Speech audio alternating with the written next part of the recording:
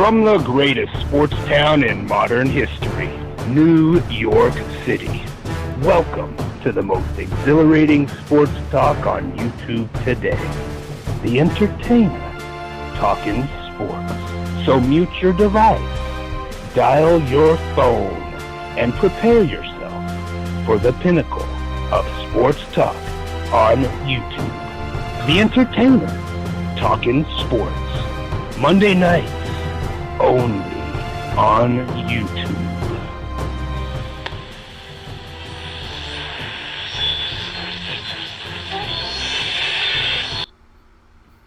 Stand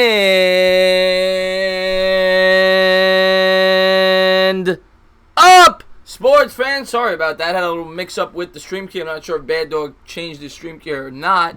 If he didn't, I was live on Bad Dog's channel for about a minute. Didn't know what the hell was going on. But I hope everybody out there is having a great Sunday as we're getting ready for Monday. The work week will begin for most people. Of course, I'm off tomorrow. But I hope you guys are having a great day. And let's pop in. What's going on, Patrick McDermott? What's going on, Philip Lindsay? Noah K.L. Colby. Darnell is in the house. What's going on, James? What's going on, Bob Money? Sir Cardinal. What's going on? It's what's going on, Kings? Nelson is in the house. What's going on, Nelson? What's going on, MYG for life? What's going on, Carlos Rodriguez? Thank you to everybody for being here. If you haven't done so, Bob Money, thank you for being here. Independent Outsider, thank you to everybody for being here. If you haven't done so, please hit that thumbs up, join the channel, ring the bell. We got a couple things to talk about. What's going on, Sam? Thank you for tuning in. Bigger Mike, what's going on? That's it, Microsoft. I'm already getting calls. The lines are not open yet. Lines are not open yet. When I post the number, you can call.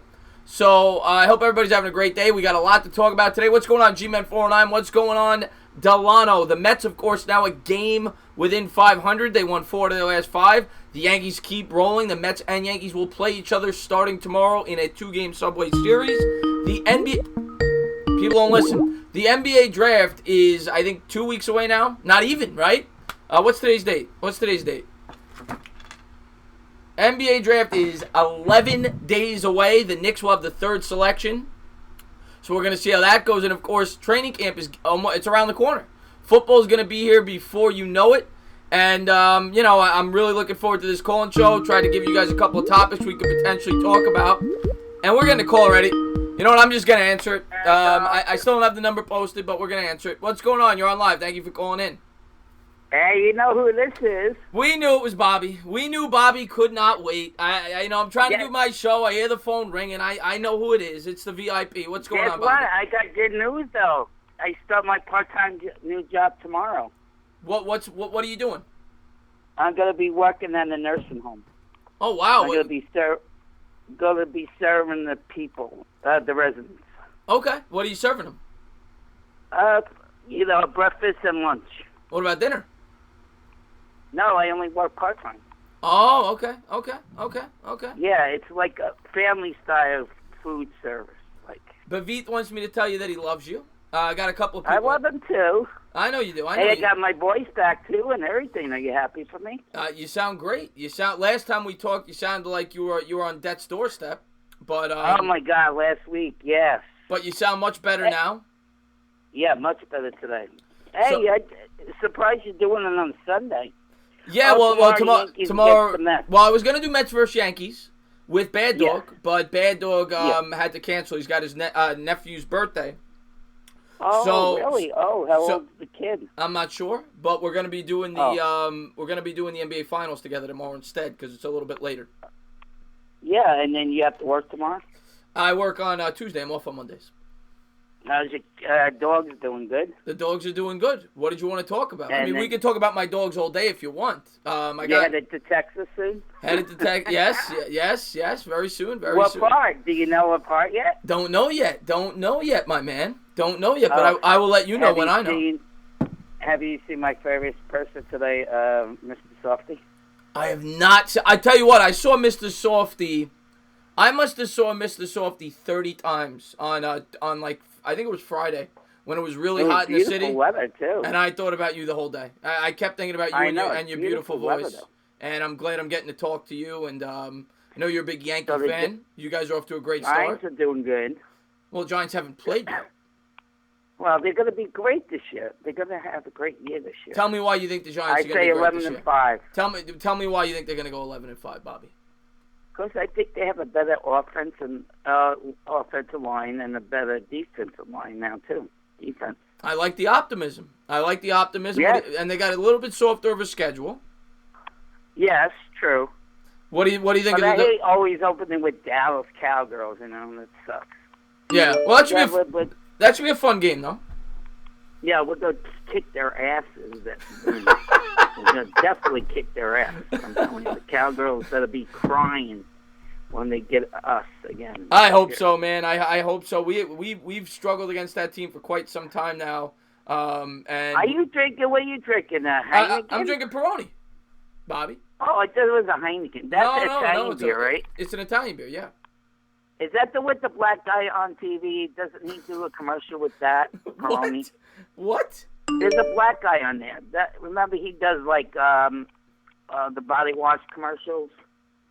I think you're making that up. I think you completely made that up. I've never seen a Peroni commercial in my life. Oh, really? No, yeah. It was on TV. I saw it the other day. Peroni. Maybe so, but I think you're completely making that up, Bobby.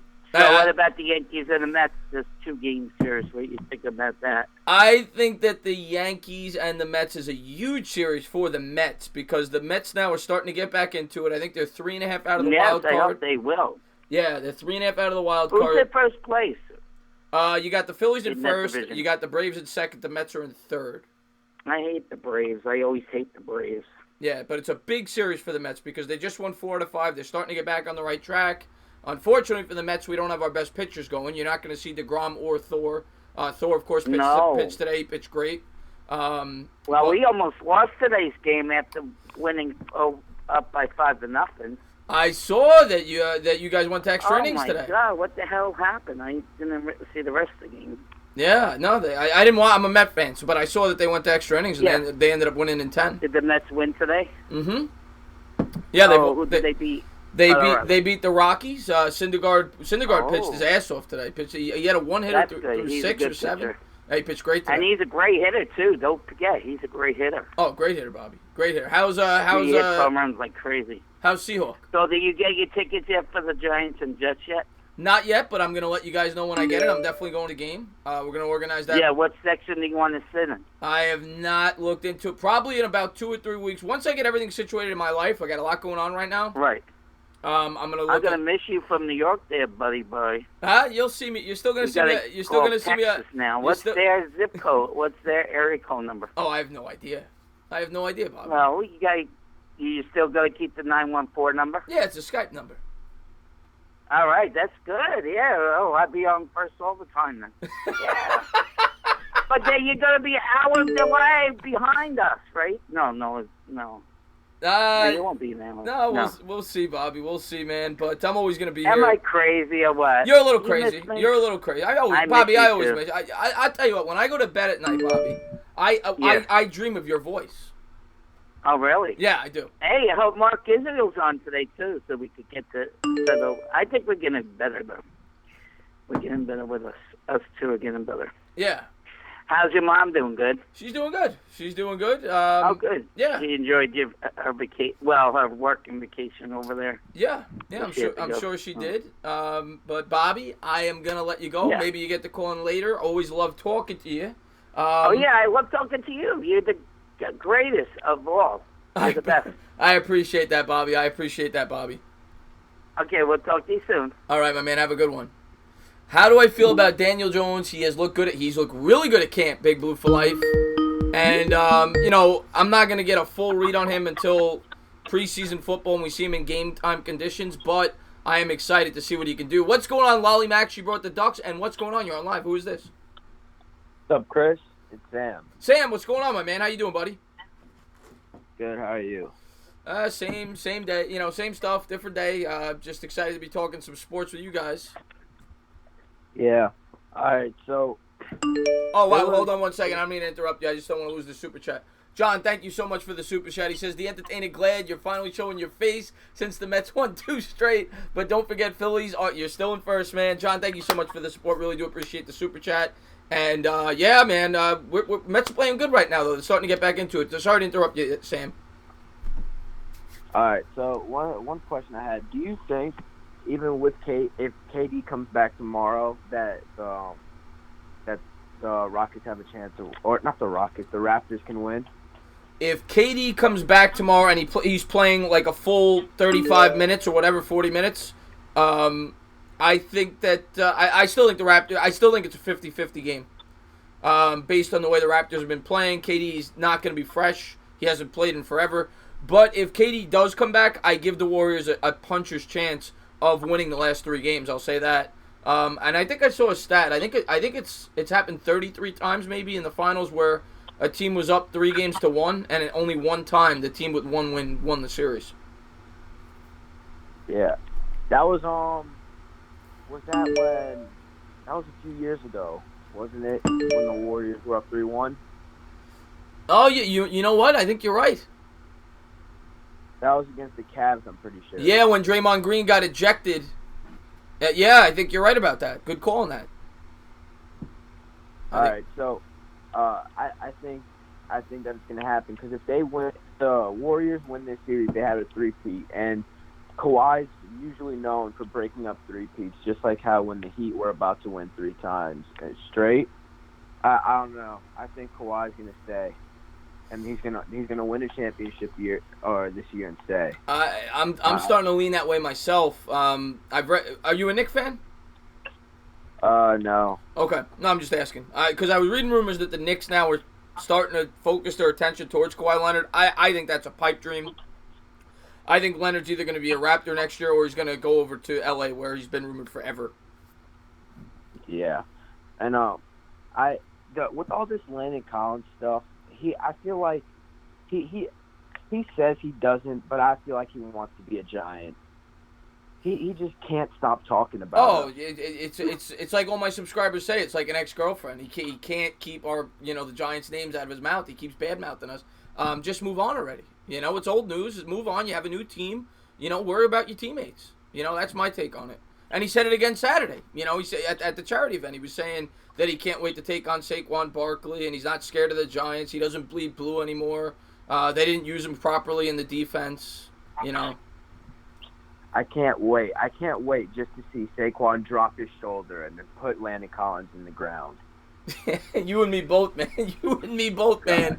But what I'm most excited to see is him get lost in coverage because we all know that he's known to do that. And I think he's going to struggle this year against the Giants when we play if they ask him to do that.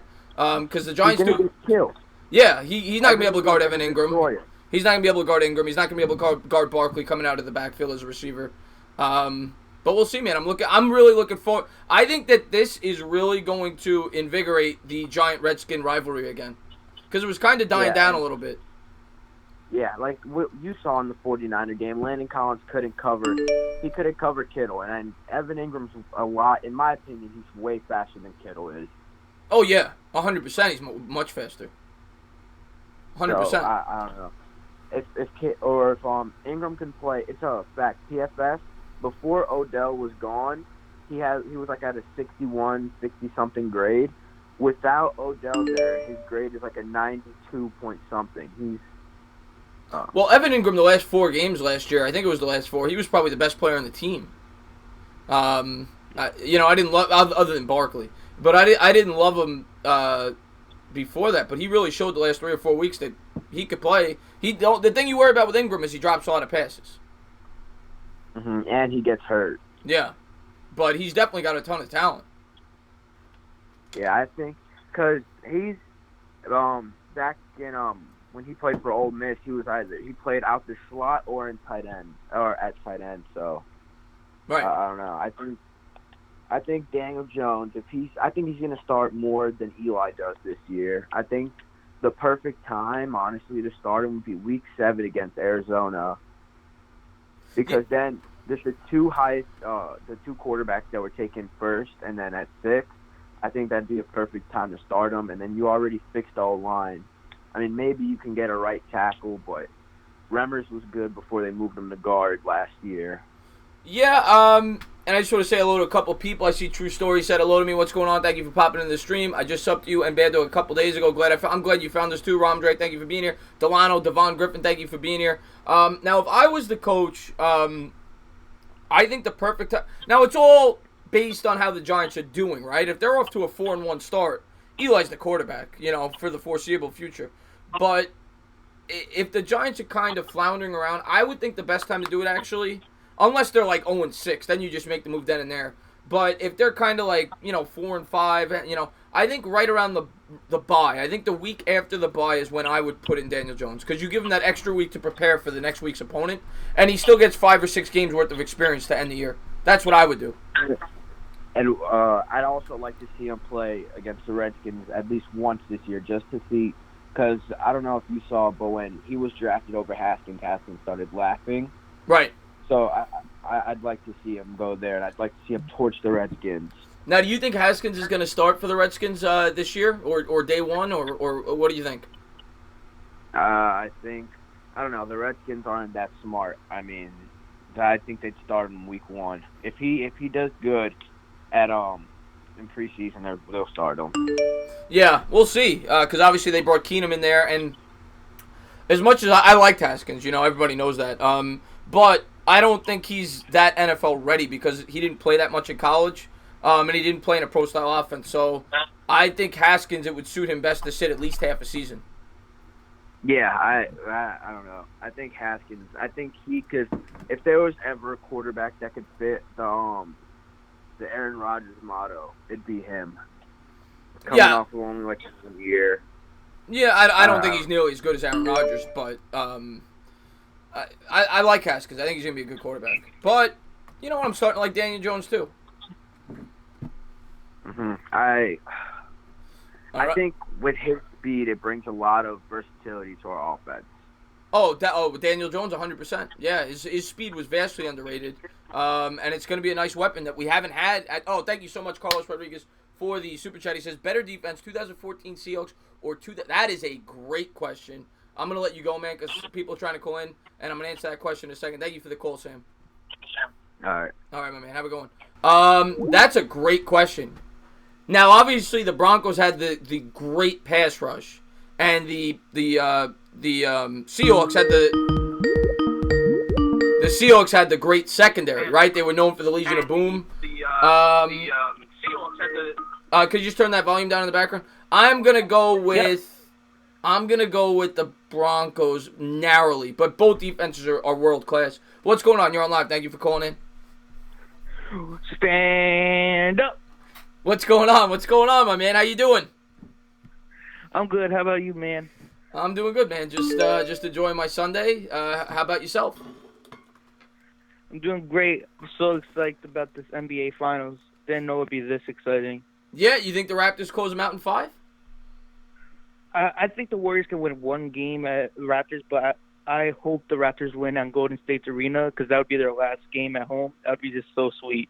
Yeah, because I'll tell you this: if the Raptors do not close them out tomorrow night, the series becomes very interesting, especially if Durant comes back, because Game 6 obviously goes back to Golden State, and with Durant, you would think they'd be favored at home.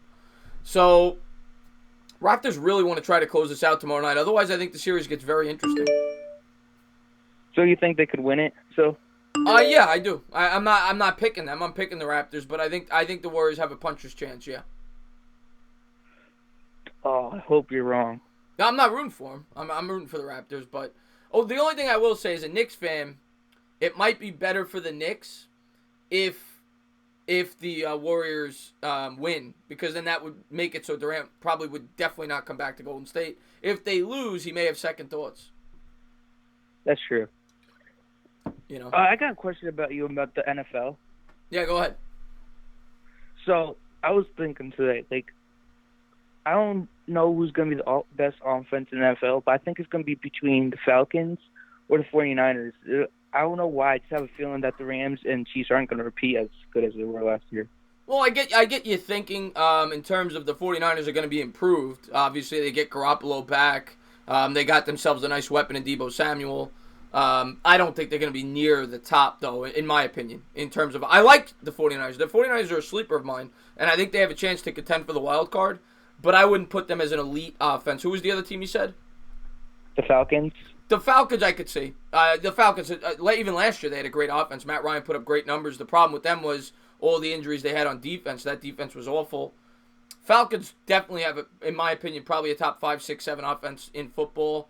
As far as your comment on the Chiefs obviously, what's the Tyreek Hill news? I don't know. Did he get off or is he suspended? I saw a notification that the authorities paused it, but the Chiefs management are still investigating, so I don't know what that means. Okay, because if Hill's out, that's obviously going to affect their offense, and they lost, obviously, Kareem Hunt. I still think Chiefs are going to be a really good offense. I would say still a top 5 offense. But I do like the 49ers. You brought up the 49ers. I do like the 49ers this year. I think they could definitely contend to make the playoffs this year. And I could see the Rams taking a step back. I don't know if I'm necessarily picking that, but I could see it. I wouldn't be surprised. The Packers are a team I've been on record as saying I really like this year, that a lot of people I think are sleeping on a little bit. The Packers are not necessarily their offense. I'm not in love with their offense. I mean, obviously, I'm in love. Yeah, their defense is much improved with the acquisitions they made in free agency and the draft. They got really good value with Gary, with the 12th pick. And I love the free agents they brought in with Za'Darius and Preston Smith, Amos the safety. I'm going to probably pick the Packers to win the North, and I know that's going against most people. Most people like the Bears in that division because of their defense, and they should. They have a great defense. But I just think Rodgers is going to have a big bounce-back year this year. I really do. I like the Packers this year. Well, it's between them and the Bears, because I don't have any trust in Kirk Cousins. Oh, I just want to say, thank you so much for the super chat. Independent Outsider, he says, of the New York, New Jersey major sports teams, who do you think drafts uses resources best in past years? Lean towards the New York Jets and the Brooklyn Nets. Great show. I appreciate that, man. That is a great question. The Brooklyn Nets have drafted well. I can't, Dinwiddie's a nice player. The Nets have drafted well. Who's the other team? The Jets. I mean, the Jets have had high picks, but they've made the most out of them. Sam Darnold. I think the Giants have drafted well. A lot of people don't like the Daniel Jones pick, but last year they had a really good draft. I think they drafted well this year. The problem was they had all those bad contracts, so they're still kind of rebuilding. And NYG31, thank you so much for the super chat. And then with the Knicks, no, Knox is not a great pick. Neil Aquino, the Knicks are at the bottom of that list. They did get Porzingis. They did get Porzingis. Good call, and then they traded him. I think that's a good point with the Nets. The Nets have got good value with their draft picks. That's a good point with the Nets. But I didn't mean to interrupt you there. I just wanted to answer that super chat. No, it's all right. So, you think the Giants will win 10 games or under? Do I think the Giants will win 10 games or under? If I'm being honest, I'm going to say under. I'm going to say 7-9. If I'm being right now, that could change after preseason. But if I'm being completely honest and unbiased, I'm going to say 7-9. Oh my God, Devon Griffin, thank you so much for the super chat. He says, "Did you hear the New York Giants is thinking about giving Kevin?" I saw the Kelvin Benjamin. Did you hear about that? I saw the video from Kid Blue. I didn't hear anything outside of that though. I didn't hear about that. Yeah, but the problem, I don't know Kelvin Benjamin's status in terms of his weight. I know he always had weight problems over there with Carolina and Buffalo. He's a tall target, but maybe he's worth the flyer. But he's not going to get me super excited. Carolina's is a wild card for me this year. I think I like what they're doing around the offensive line and building their defense up like they did in their Super Bowl year. I really like what they're doing. They had a great offseason in terms of bulking up that offensive line. They got Paradis, right? Yeah. Yeah, they got Paradis. They brought back Darrell Williams on a cheap contract. So their offensive line is strong. I agree with that. Now, I don't know the status of Cam Newton. I haven't read into that. Is he going to play? I know they drafted Greer, obviously, but Newton's the guy if he's healthy. Yeah. I don't know. I just think they're like a sleeper this year. I love their running back. I think he's the most underrated running back in the league. McCaffrey's great. McCaffrey's a top 6 or 7 back for sure in the NFL. Carolina's the thing I always say about Carolina, under Ron Rivera, they are a very fundamentally sound football team. They don't beat themselves. They don't commit a lot of penalties. They win the time of possession. They never had supreme athletes in terms of the wide receiver position, but they're just a good team that does not commit a lot of penalties. They don't beat themselves. Last year, that didn't really happen, but, in recent history, that's the way they've been. If they could get back to that, there's no reason to think they can't win 10, 11 games. The problem is that division is really tough because you got to figure the Falcons are going to bounce back, from all the injuries they had last year. The Saints are the Saints. They might be the best team in football. So that's a really tough division, but Carolina certainly is a sleeper this year. And they're fully capable of winning 10, 11 games. All right, man. See, I gotta go eat dinner, but have a good day. All right, man. Enjoy your dinner. Thank you for the call. Hey, what's going on, Danny Denver, man? Thank you for tuning in. Thank you for tuning in, my man. What's going on, Joe Lutz? Thank you for popping in. Manny Roman, be on the game. If you have not done so, please go over there and check out his channel. What's going on? You're on live. Thank you for calling in. Hello? Show the TV, you jerk off.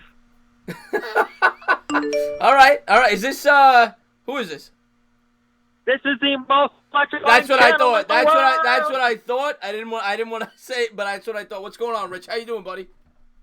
I'm doing great. How are you doing, Chris? I'm doing good. It's the sports reaction, by the way, of course. And if you, I mean, people seem to know him. He's growing fast. But if you have not done so, please subscribe to his channel as well.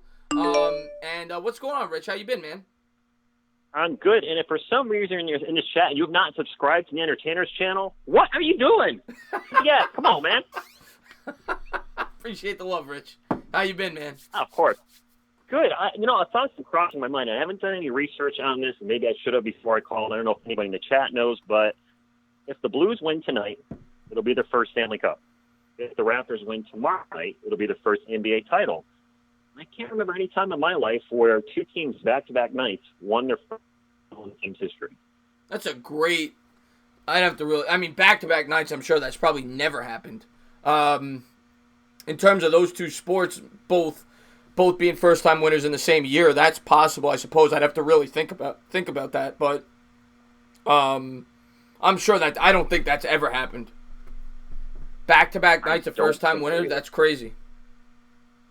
I don't think so either. I want to see it happen. No offense to people in the chat. I know we got some Warriors fans in the chat, but I kind of root for the teams that have never won one before if I'm not invested in either team. And I think it'd be nice to see the Raptors win. Kawhi Leonard, I'm a Spurs fan, and he left on bad terms, but I'm still rooting for him.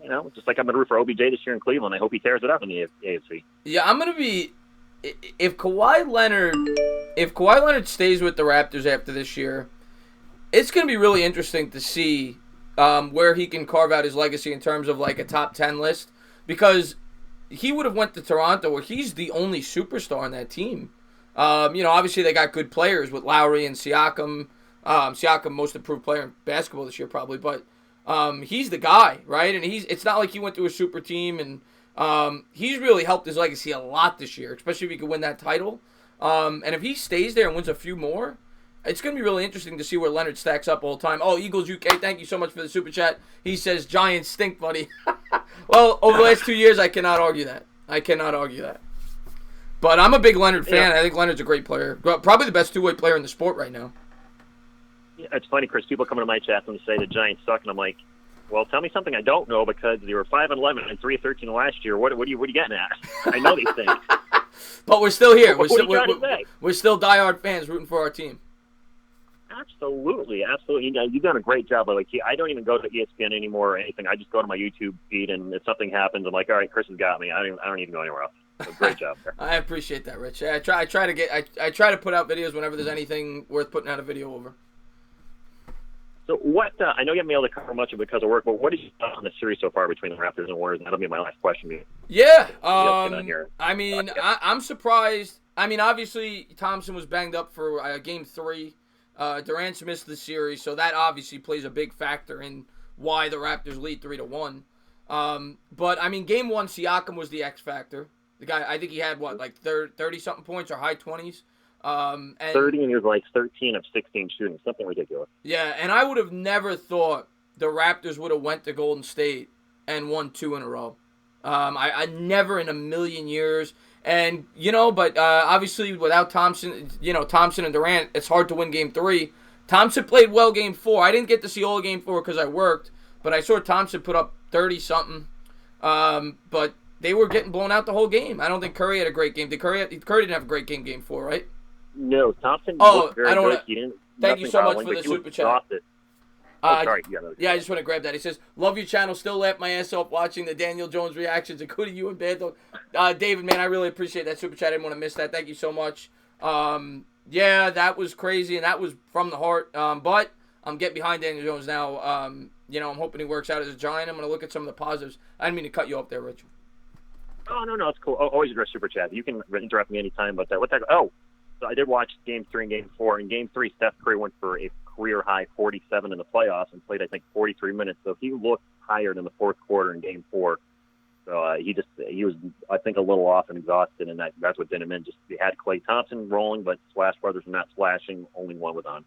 Yeah, and without Durant, they both need to be on, and they haven't been these last 2 games, and that's what it's going to come down to for Game 5. I haven't read enough. I'm going to be calling that game, so I probably should do my research. But I haven't read if Durant's going to play or not. I think I heard that he practiced today, if I'm not mistaken.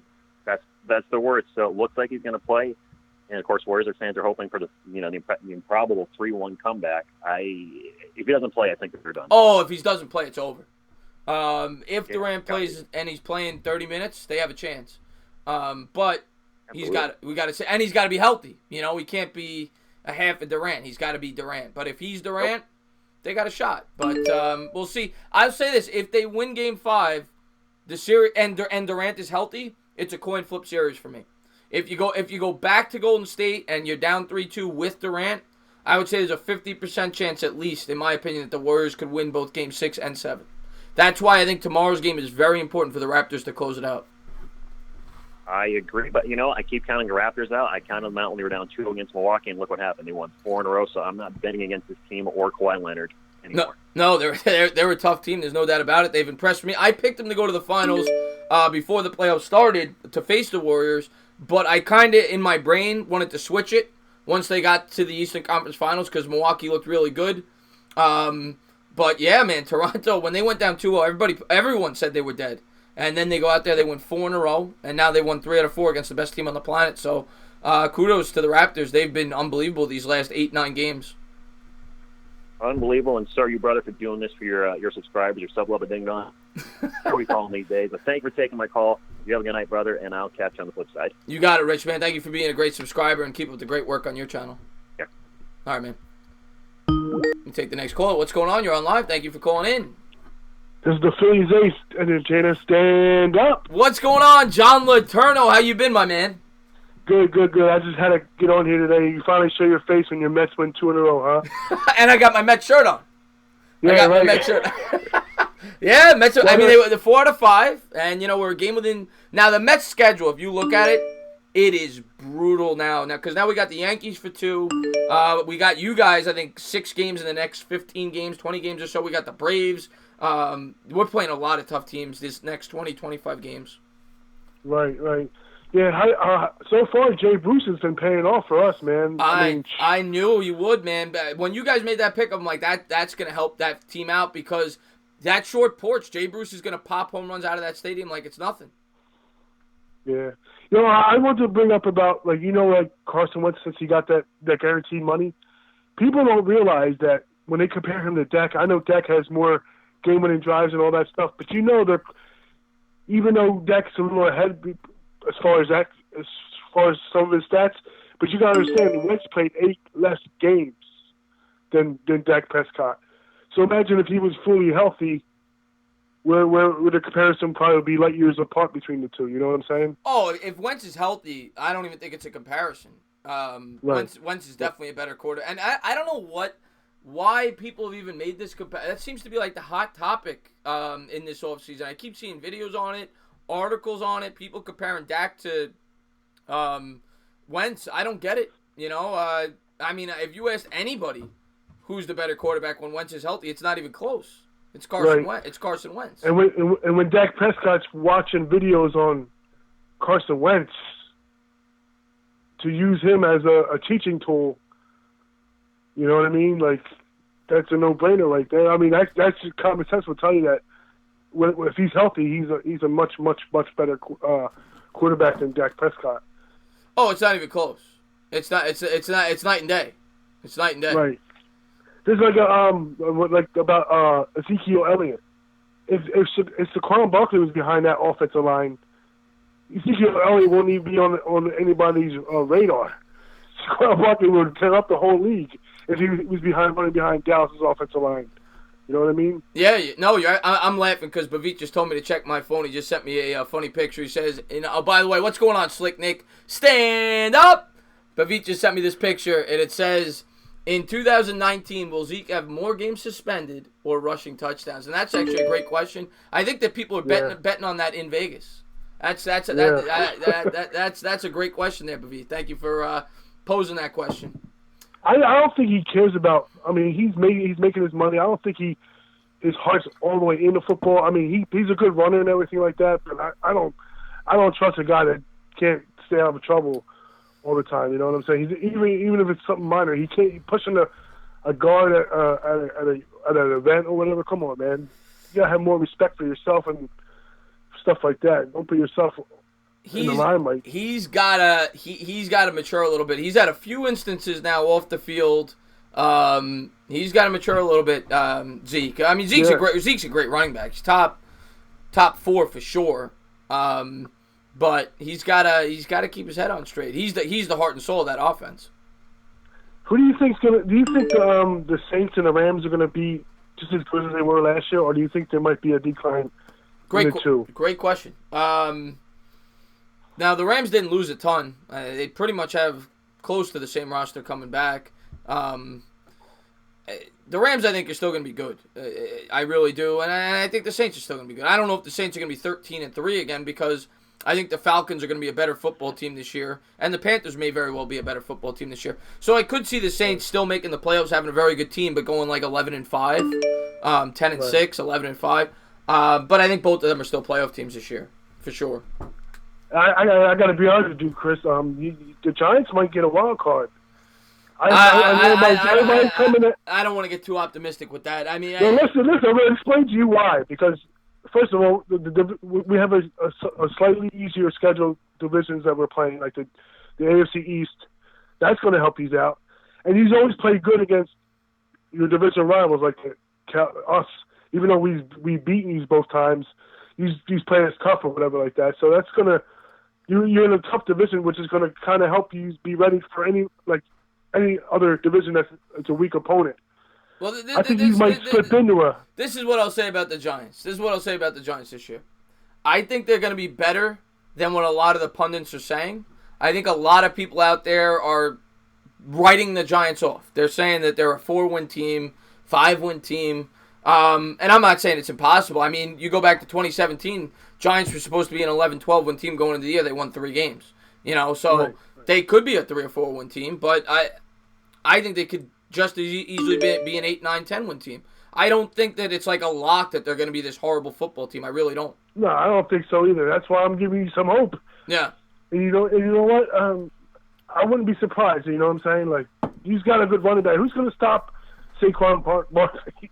And plus, now you got some weapons that I think your offensive line is building up your offensive line is going to make it much to execute more of your plays now. So that's what I think right now. I think they gotta mold their offense. It's obviously what they're doing. They have to mold their offense the same way that the Cowboys did. They have to feature Barkley as the guy, just like the Cowboys do Zeke. They have to build their offense around their running back, and that's what they're doing. It's whether your defense can keep you in whole leads for you too, because if you come back in games and then give up points right after you come back.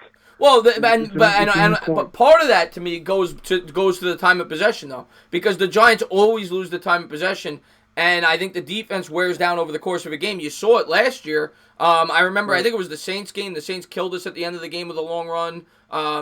Peterson killed us, I think, for a 75-yard run the last drive because the Giants' defense wore down as the game wore along. If the Giants, with this improved offensive line, can control the clock with the offense and keep that defense fresh, it may pay dividends in some of these games. So, we'll see. And I know they're going to stack the box without Beckham. So Eli's still going to have to prove he could chuck the ball, but I'm not ruling the Giants out. I'm not saying they're not a Super Bowl team, but I think they could be tougher than some people may think they are.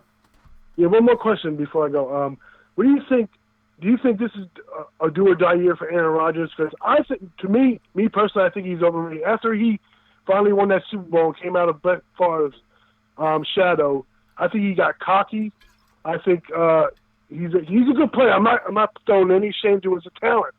I just think he got cocky, and he's had some good teams around him, players around him, where he could have won at least another Super Bowl. You know what I'm saying? Do you think this is a critical year for him as his stature? Yeah, I just want to say hello to Guillermo, man. What's going on, my man? How you been, Guillermo?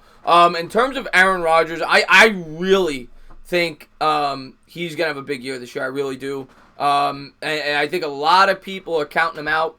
Not counting him out. He's still great, but like last year, all you heard from the media was how bad he was. And I know he kind of had an attitude. A lot of people speak to that. He's not bad. I think he regressed. Cocky.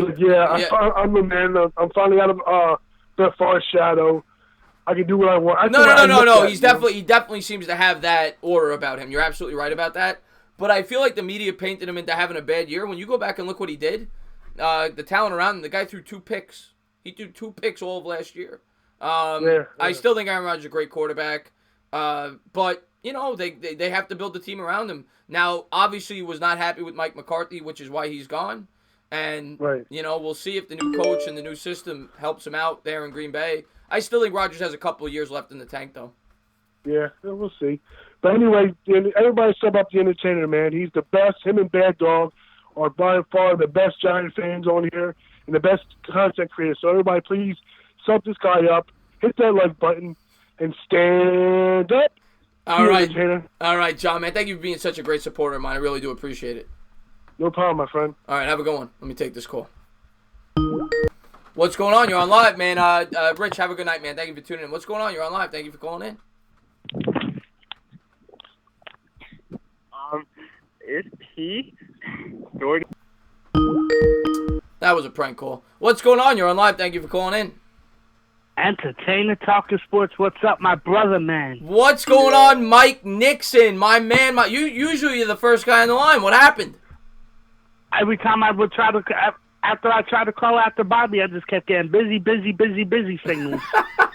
What's going on, Mike? How you doing? I'm doing well, my man. I just came back from my grandparents' house. She made a nice turkey dinner for me and my mom, and just got back a little bit ago. That's good. Turkey dinner's always good. You got some stuffing, some gravy, some mashed potatoes. Yep.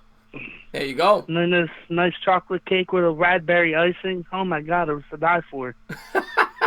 So, Mike, I know you're a huge New York sports fan. Yes, I am. You're a Giants, Knicks. I don't know what your baseball team is, but... I'm a Mets fan. Mets fan. Okay, so you're like me. What do you want to talk about? Which miserable team do you want to talk about first? Miserable team. Well, I just want to say I'm starting to buy into. I'm gonna say like buy into the hype, but I think we can. I really do think we can compete for a wild card spot. I mean, it's not like buying into the hype, but it's just I can see it, and like when you hear. Now I know it's all OTAs, and you never want to buy into anything at OTAs. But it's just the way everything is sounding. We're more together as a team. Not a lot of nobody's really missing besides Janoris, which is understandable. You got something to do with your family. You got something to do with your family. But for the most part, the chemistry is at an all-time high right now. You don't hear nothing about any negative coming into the locker room. You know what I mean? And isn't that refreshing? Isn't that refreshing? It's refreshing. It's been, and I just want to say hello to Rudy Teleford. He popped in, man. What's going on, my man? Thank you for popping the stream. Lucas Milk, Manny Roman, thank you guys for being here. It's just refreshing to finally have that because the last, I don't know, since Beckham's been here, you know, even before, I mean, there was always headaches. I'm not blaming Beckham, you know, individually, entirely. It's like you said. Some of it's him and some of it is just the media just to make a freaking story. Yeah. So they could get a buck in their pocket. Yeah. But since he's kind of cleaned house and gotten rid of these guys, and obviously some of them are unbelievably talented players. Damon Snacks Harrison, obviously Odell Beckham, Olivier Vernon, Eli Apple. But Landon Collins. But since these guys are gone, it seems as if, and this may not translate to wins this year. It may take a few years, but it seems as if they're building a team. You know, because they've been divided really since the last year we made the playoffs. It's been a completely divided locker room. And it absolutely has, and I just feel with that chemistry, it's like I always say, talent doesn't always win you games. You got to be together as a team. You have to have the chemistry. You got to have the heart, but most importantly for any team, you have to have that chemistry. With that chemistry will translate to wins. Eventually it will. It may what's going on, Die Hard Giants fan? Marjorie's in the house. Thank you for popping in. Stand up, Die Hard Giants fan. Thank you for being here. Now, yeah, I mean, all you got to do is go back to that 2008 Super Bowl winning team. You remember when they got off the plane? Everybody was in black suits. They were all, they said it was a business trip. They had that was a team. You know, they fought for each other. And it's nice that I think we're starting to get back to that, but. You know, we may not have the talent yet to be able to compete, but we'll see. You know, I do like some of the things I'm hearing out of camp, and I do like that they've gotten a lot stronger in two of the more important areas of a football team. The offensive line and the secondary are night and day. The secondary is going to be much improved this year, and the offensive line with Zeitler alone, and everything you're hearing about Hernandez. I read reports today from people. People are saying Hernandez might be a Pro Bowler this year. That's how good he looks. I hope. I hope. You want to know something? I hope we have like 2 or 3 people that freaking surprise everybody and that can become Pro Bowlers. Yeah. You know what I mean? Yeah. I hope, man. Even like Zeitler, from everything I heard from when we made that trade, he was ranked as like the best pass blocking lineman last year and was ranked as overall lineman, the number 6 best lineman in the league. Sixth best guard. Sixth best guard. Okay. But still, you know, that's great. And I think he was number. I don't remember if it was run blocking or pass blocking, but he was number 1 in one of them. He's really talented. He's going to add a lot of veteran leadership to this offensive line, something that we definitely needed. Alongside obviously with Nate Solder. Now they got 2 veterans on that line, and Remmers isn't great, but he's definitely a big improvement over Eric Flowers. But I did want to touch on the thing like we were talking about earlier, Tyreek Hill. I did hear a report the other day that I was just browsing, because you know me, I browse through everything, and once I find a piece of news that links in New York, I send it right to you, brother. You know what I mean? I know you do. I appreciate that. Not a problem, man. But I was hearing that they're expecting Kyrie Hill to be at training camp when training camp begins. So there you go. You know, and I'm shocked that Tyreek Hill is going to get off with that. If he does, we don't know yet. And we don't know the whole story, but everything that I read, it seemed as if he broke his kid's arm, right? Well, it's not even that. Like I heard there's like from like video of like his girlfriend say you always punching him in the chest and stuff, and then. He's like, literally said to your girl, I hope you're scared of me because I'll punch you too. Like, it was something in those lines of when I was listening to the video, and everything seems to point out that the evidence is there to do something about it. Well, and the thing with Tyreek Hill is there's prior evidence in his past. I mean, he did it in college, right? His girlfriend was pregnant, I think, at the time or something, and he hit her. Yeah, I did hear something about that too. So yeah, if it's in the past and you have evidence and you have video evidence, like you need to mark down on it. Like I'm surprised. I'm surprised. Well, we'll see. We don't know yet. We don't know yet. It's just shocking. It's shocking. He's the most talented player in the league, but he's such a fucking piece of shit for that. He's such a piece of shit. I don't condone anybody putting their hands on a woman, even like the Joe Mixon situation. Like he was definitely in the wrong, but in a way, I'm not trying to defend for what he did. But from everything like I was reading, like the girl literally was putting his hands on him and calling him the N-word multiple times. There's so much that you could take. Like you never put your hands on a woman, but I also said a woman should never put put their hands on a man or instigate anything with a man either. Of course. I just want to get to the super chat. Carlos Rodriguez, thank you so much. He says prime Ed Reed or prime Earl Thomas. That's a good. I'm gonna go Ed Reed, but they're both great. I totally agree. They're both great, totally agree. They're both great. They're both great. But Ed Reed to me was just something different.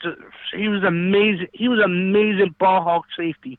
Yeah, amazing. He's definitely up there, probably one of the top 3 or 4, 5 safeties of all time. But Mike, I'm gonna let you go in case somebody's trying to call in. But I just want to say thank you for being a great subscriber. No problem, brother. I'm glad I found your channel. Everybody that's new to his man's channel, please sub him up. He puts out great content every week. Oh, by the way, I seen that you reacted to that little suggestion I made when you posted in the community codes about that tier maker list. You thinking about doing it? About what? Remember, like you made in your community notes, you were talking about any video ideas, and I put out the suggestion of doing a tier makers list for ranking the corner. I might do that. Before the season starts. I might do that.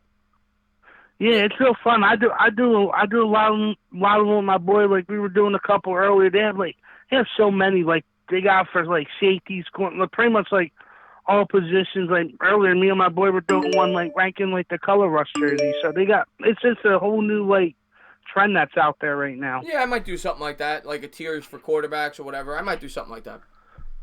Yeah, but it's always great talking to you, my brother, and keep up the great work with your content. I can't wait for what you put out, man. All right, buddy. Thank you so much. Thank you so much for the kind words and the call, man. No problem, brother. Have a good one. All right, buddy. All right, what's going on, Jack Vegetables? Thank you for tuning in the stream. Chris moving to tell you, and if so, what? Victor Jimenez, you will see why soon. Yeah, you'll see. What's going on? You're on live. Thank you for calling in. Dave, so I just want to say I've been viewing for, what brought me to your channel was the Bears vs. Giants stream a couple months ago. I always like to know who I'm talking to. Who is this, by the way? Conlon McNerney. Oh, what's going on, buddy? What's going on? Yeah, I'm usually in Bad Dog streams a lot, but I come here pretty often as well. I appreciate it. But yeah, so big Bears fan. Bears Giants game, the reason that I was brought to y'all's channels. And yeah, ever since then, I've just been watching. I haven't regretted it. Thank you for putting your content out there, even though you're a Giants fan. No, man, I appreciate the kind words, man. I appreciate you watching. And what do you think of your Bears this year? I just really hope that we're not a repeat of the Jaguars. I'm gonna tell you, man. I think you guys could definitely be great. Most of the experts have you guys in the top 3 teams in the NFC because of your defense. Obviously, you guys still have that great linebacking core. Trubisky's a good quarterback. You still have Tariq Cohen, but I'm kind of scared of that. If there was a team that was at a top tier team last year that I think has the biggest chance of falling back this year, I would pick the Bears. But I could be completely wrong, and the Bears could be great again. So, but I don't like that you guys didn't have a pick until the 3rd round. You guys lost half your secondary. You lost Jordan Howard. So, I know you guys drafted a running back. I don't remember. But I don't know. I think that you guys are a candidate that could potentially disappoint this year. But you could be good, too. Yeah, and just to think, like, a couple years ago, like, Ryan Pace, our GM, was one of the worst. He signed Mike Glennon to, like, $16 million Oh, God, contract. yeah, Mike Glennon from the Bucks. Yeah, oh, God, that was a horrible contract. And then traded up to get Trubisky. Obviously, I'm from North Carolina. I went to a couple North Carolina games. I saw Trubisky play live. I thought he was really good. Bears picked up Trubisky, but traded up one spot. Made no sense, but and then in this offseason, or last offseason, we got Khalil Mack. I was just like, okay, well, finally you're making some decent moves. Khalil Mack turns out to be a stud and winning the NFC North for the first time in like eight years, maybe. Now, who would you guys? Who would you guys have played? I don't remember. Who would you have played had you won that game? Was it the Saints? Against in the. No, you would have played the Rams, right? In the divisional round. The Rams. Yeah. That you might have had a shot to win that game. That might have altered the. I think obviously we beat them in a 15-6 game at home. You know, it's Soldier Field is one of the most difficult places to win at. Well, you would have been going to the Rams though. Yeah. But you might have won you know, that game. You know, that was unfortunate, the missed field goal. Obviously, I was rooting for you guys. Yeah. But we'll see, man. I think the Bears, they can go either way for me this year because I really like the Packers.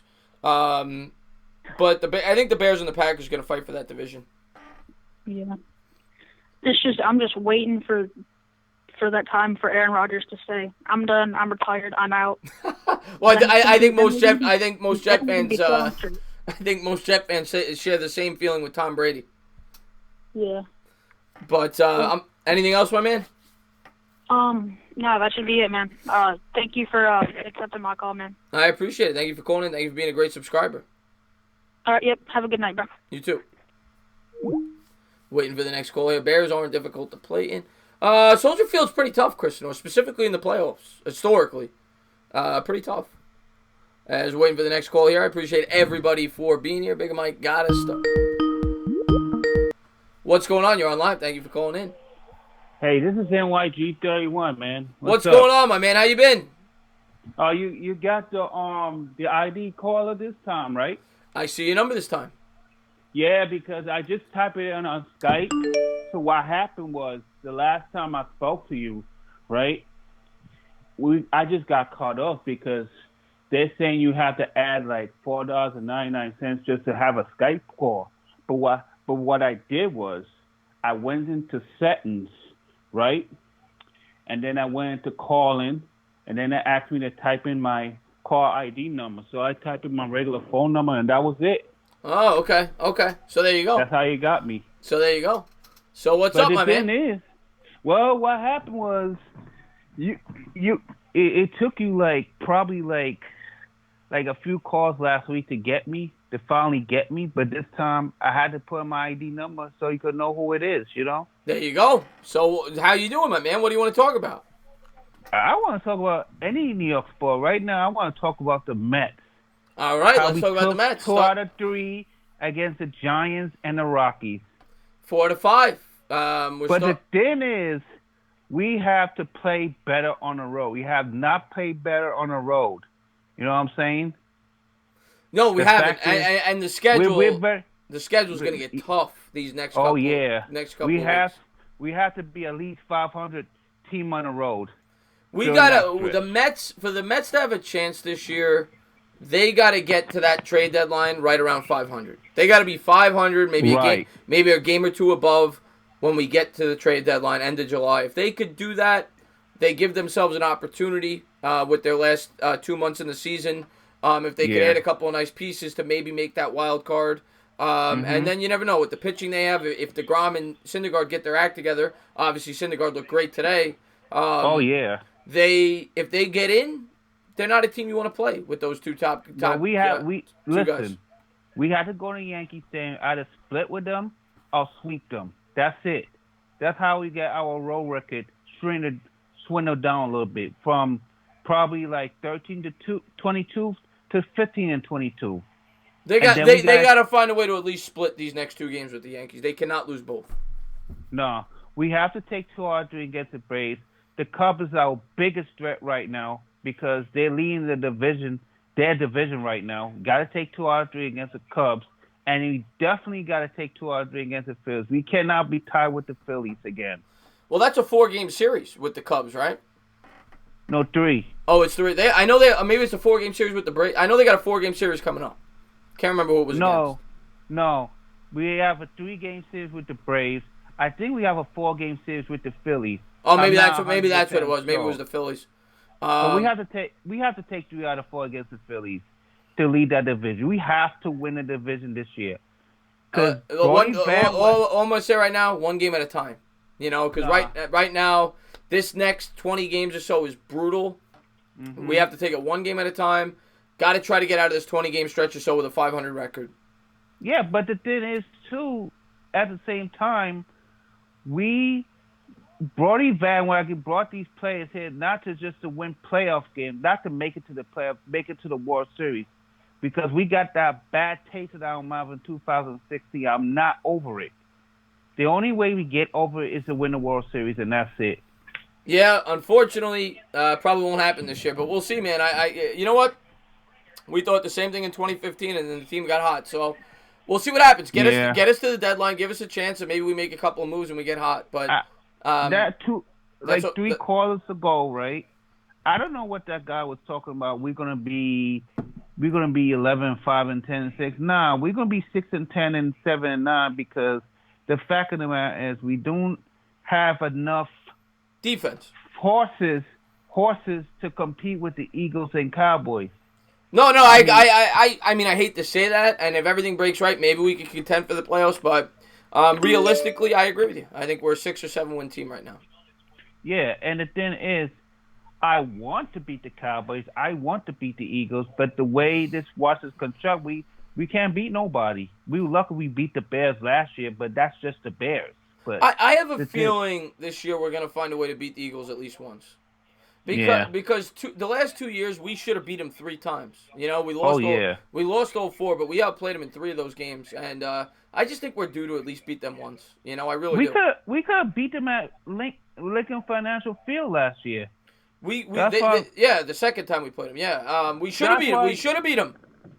Yeah, but the fact is that, you know, I'm not so skeptical if we could beat them at the link, because you remember week 14, we faced them late in the season, and we go into Lincoln Financial Field, and we're not going to have a good time. That's why in my Giants prediction schedule, when I was doing the video, I was saying, okay, we got to be 6-10 or 7-9. That's good. Yeah. A lot of Giants is naive. You're going to be 11-5, 10-6. You remember what happened to the roster? You remember what Jerry Reese did to the roster? He completely destroyed his roster. Oh yeah, he gave us one good year, and then we, you know, we were in salary cap hell. But all I could say is we just gotta hope that you know, for the Giants to be a good team this year, everything needs to break right, and that's never a good thing to have going into a season, right? Because that usually doesn't happen. But you never know. You know, maybe things break right. You know, I'm trying to go in there with an optimistic approach. Yeah, and also too, if you say you're gonna be 10-6 and 11-5, get the hell away from me, because you Giants fans doesn't know what you're talking about. Because I know the roster from top to bottom. I ain't seen that we win Super Bowls. I've seen the pain that we caused.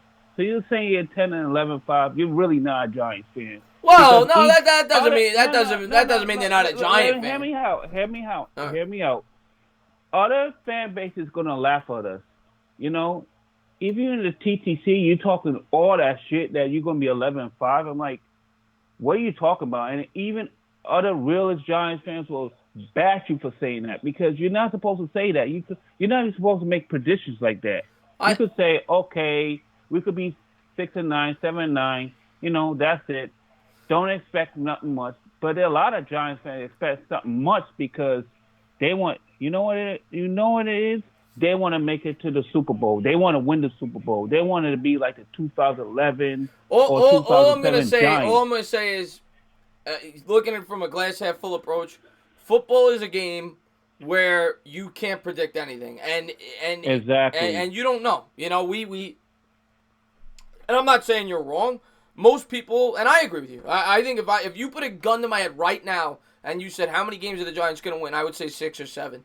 But in football, crazy things happen, and if things click, you never know. So I'm not going to rule it out. Right. I'm gonna take this season one game at a time. That's all I'm going to say. Yeah. I'm not going to look at the schedule and be like, we could only win 5 games, 6 games, 7 games. With football, for me, I could take one game at a time. Baseball, I really can't. No, baseball, you take it a week at a time. I'm just tired of the mediocrity for the past 2 years. Last year, right, we was destined to go to the playoffs, but we had a bad month of May. We were 5-21 in May, but we were very lucky this May being 13-15, because I just counted the wins and losses last night for May. So, you know, between last year and this May. So this May we did all right, but We have to start winning on the road. I don't care how good of a team they are, because the Braves are very good, the Cubs are very good, and the Phillies are extremely good.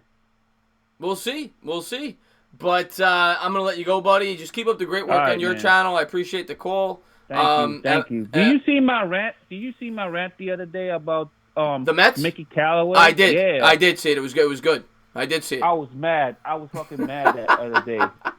Yeah. They took out Syndergaard for no damn reason for at the San Francisco Giants game. I was so angry. Syndergaard I'm done with this team. Syndergaard pitched good today. Syndergaard pitched good today. He pitched well, but no, I hear you, man. I'm man. not the biggest Callaway fan myself. Consistency is a key. Yeah, of course. If you don't be consistent, get off my team. I said to myself, I want dominance. I don't want no average, average performance, Win one there, lose a lot there. I don't have time for it. This is New York.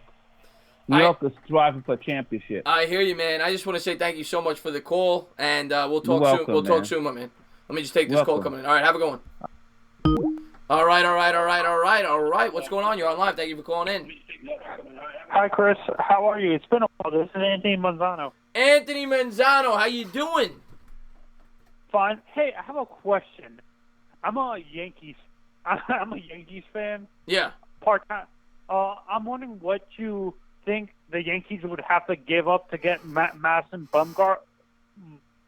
Mad Bum or Stroman from the Blue Jays. Oh man, to be complete, I'm a Met fan. I do not know that Yankees roster well enough to give you I don't know their prospects. I don't know that Yankees roster well enough to give you a Can you ask any Yankees fan in the chat to answer that question? Sure. I mean, if there's any Yankees fans, go ahead. Yeah, I couldn't answer that question. I don't pay attention to the Yankees. Oh, okay. Who do you want since the Knicks didn't get the top pick in the draft this year? Who do you want them to get? Do you like R.J. Barrett, or do you like would you rather get a small forward, a shooting guard, small forward, power forward, center? What position would you want to? All right, we're going off the assumption that the top two picks are Zion and John Morant, right? Mm-hmm. R.J. Barrett. I don't even think twice. I'm taking R.J. Barrett. If it's, let's say, if they don't choose John Morant, but they trade that pick to, let's say, the Memphis wouldn't be dumb enough, but I wouldn't be surprised if there's a crazy trade like that. Like let's say that Heat are able to trade 2 future first-round picks and maybe who is it? Their center, Whiteside, to the Grizzlies, and we get John Morant. You still get Barrett, or would you get a different position? Do you like what's your opinion on Cam Reddish? Okay. This is what I'm going to say. It's very simple for me with the Knicks at number 3. You have 3 options. Zion's off the board. I'm not even considering him a possibility. If John Morant falls, you take him no matter what. If John Morant is gone, you take R.J. Barrett. And the third option is to trade for Anthony Davis. There's no other options, in my opinion, that unless they trade down, with the rumored trade down with the Hawks, where they could trade down and get a Cam Reddish at 8. But if they are at 3, you're either trading for Anthony Davis, you are taking R.J. Barrett, or you're taking John Morant if for some reason Memphis passes on him. Yeah, and honestly, I want my Heat to trade up, maybe with the Knicks, because honestly, we need to replace D Wade, and I like R.J. Barrett. Out of all the shooting guards, R.J. Barrett I like the best. Yeah. Huh? No, I'm not. Go ahead. I like R.J. Barrett too. I like Barrett's versatility, and he reminds me of Harden. I'm not saying he's going to be as good as him, but he reminds me of Harden. Is it when you look at the shooting guards in the draft? What is the closest replication of D Wade in the draft? Closest, not exactly like D Wade, but the closest, like his playing style in the draft this year? I would say R.J. Barrett. RJ is like D Wade. They're not the same size. No, he's 2 inches taller, but he's a guy that could play both on and off the ball. Okay. Neither one And of he them. could rebound as a He shooting could rebound. Neither one of them had a great jump shot. I think R.J. Barrett, if I had to pick one, I think is the most similar to D Wade. If I had to pick one. Yeah, and do you think RJ is a system person? Do you think he would benefit going to a place like Miami and having a person like Spoelstra coaching him up and stuff like that, and Pat Riley and stuff? Or do you think he's a talent where he doesn't need a system? I think he's a talent where he doesn't need a system. I think that R.J. Barrett is one of the top 2 or 3 most talented players in this draft. I think he could easily be the best player in this draft. And I think it's funny that people are even hinting at the fact that the Knicks shouldn't take him at 3. I think if he's there, the Knicks have to take him. That's my final take on R.J. Barrett. And RJ, is RJ, when you look at RJ specifically, do you think he's going to stay at shooting guard, or do you think he's going to play small forward when he gets into the league? I think I think he's gonna play. I think he's gonna be able to play all 3 positions, but he's not. I feel like he's gonna be like a Swiss Army knife, where he could do a little bit of this, a little bit of that. Okay. Yeah, I think he could play a little bit of everything. I feel like I'm at the what? Never mind. I was just reading something in the chat there. But anything else, buddy? Before I let you go. Yeah, and honestly, the guy I like for my Heat is the center from Gonzaga. Yeah. Yeah, right. No, the small forward, Hachimura. Yeah. What's your opinions on Hachi? He's a good player. Hachimura. I think he could go anywhere from 4 to 8. I think he's going to be in that range. They're comparing him to Paul George. Do you agree with that comparison? It's a fair comparison. I think I like him a lot, actually. I wouldn't take him at 3, but I like him a lot. Okay. Like if the Knicks traded down, I think he could be a target if he ever fell to 8 with the Hawks. Yeah, and you said is Reddish a system player when you look at him coming out of college, or is he talented enough where he doesn't need? Is there certain players when you look at them, their tape, that they're going to be system players, like where they have to be in a specific system, like playing in a place like Miami or like the Diamond or the Phil Jackson type of system, or the system that the Warriors play? Yeah. Which player were you talking about? I'm sorry, I got distracted for a second. Do you think Reddish specifically? Does he have enough talent where he doesn't need a system, or do you think he's one of the players in the draft that's gonna have to have a system that he would fit in the best with, like maybe going to a place like Miami or the Warriors or something like that, or Dallas, pair him up with like the guy from that they drafted last year, Luka? Yeah, I could see that. That's a good. Yeah, I could see that. I could definitely see that. But I'm gonna let you go because I got a lot of people calling in. Okay, thanks. Bye. Thank you so much for the call, my man. My God, you guys are ridiculous. You guys are ridiculous. I feel. What's that show? The Apollo where they get the hook and they drag him off the stage. That's what I felt like that was like. What's going on? You're on live. Thank you for calling in. Hang up the call. Hang up the call. Hang up the call. It's Chris Sinor. What is going on, you little pimp? What's up, my man? So, last call, just to give like a little, story about last call. So, me, Spermcell, and Goat, we're all playing GTA, right? And then all of a sudden, I don't know if it was me, Goat, or Spermcell, but one of us says, we should just hang up the call, like, how we do it with Cushman, right? Because, the dude was just repeating the same stuff again. Mm-hmm. and then we said it, like, we started, spamming to hang up and stuff like that, Mm-hmm. And all of a sudden, everybody starts doing it, and then, we started a trend, and, yeah. Oh, Chris Sinor, you are the best, man. What do you want to talk about besides that? My Raptors, You guys are looking good. You got one more win. Yeah, go ahead. One more win, and I told you last night. You were talking to me. I said, don't jinx it. Don't jinx it. No, don't worry. There's other jinxes in the world, like the Mets and the Knicks. There's no possible way you can make any more jinx. So. So you think the Raptors got it all wrapped up? You think it's all over? There's a lot of factors that can play in next game, like possibly if KD comes back, and if Clay kind of recovers now. I think the possibilities are pretty. There's a big possibility that we might lose next game, but I'm gonna stay optimistic, and I hope Siakam can come back because I think he's kind of like an X factor now. Because the last couple of games he was kind of bad. Besides game one, because game one he was like really good for us, but I think he's an X factor now because he's just he's not being consistent. I'm not saying that he's a bad player, but I think he's inconsistent. He's inconsistent, and I think he has to work on a lot of stuff.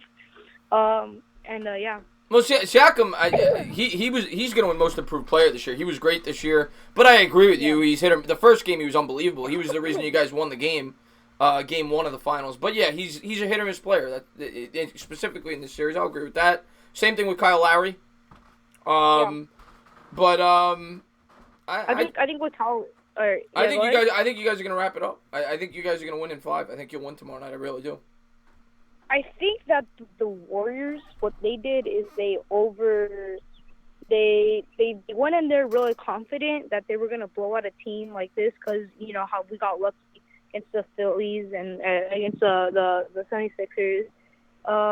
And then the second series was pretty good for us, We went from 0-2 to 4-2. But I think they came in a little too confident. But I don't know. I think Steph Curry, he did good, but I think if he doesn't do good this next game, and if he keeps on turning over the ball, I think it's probably our win.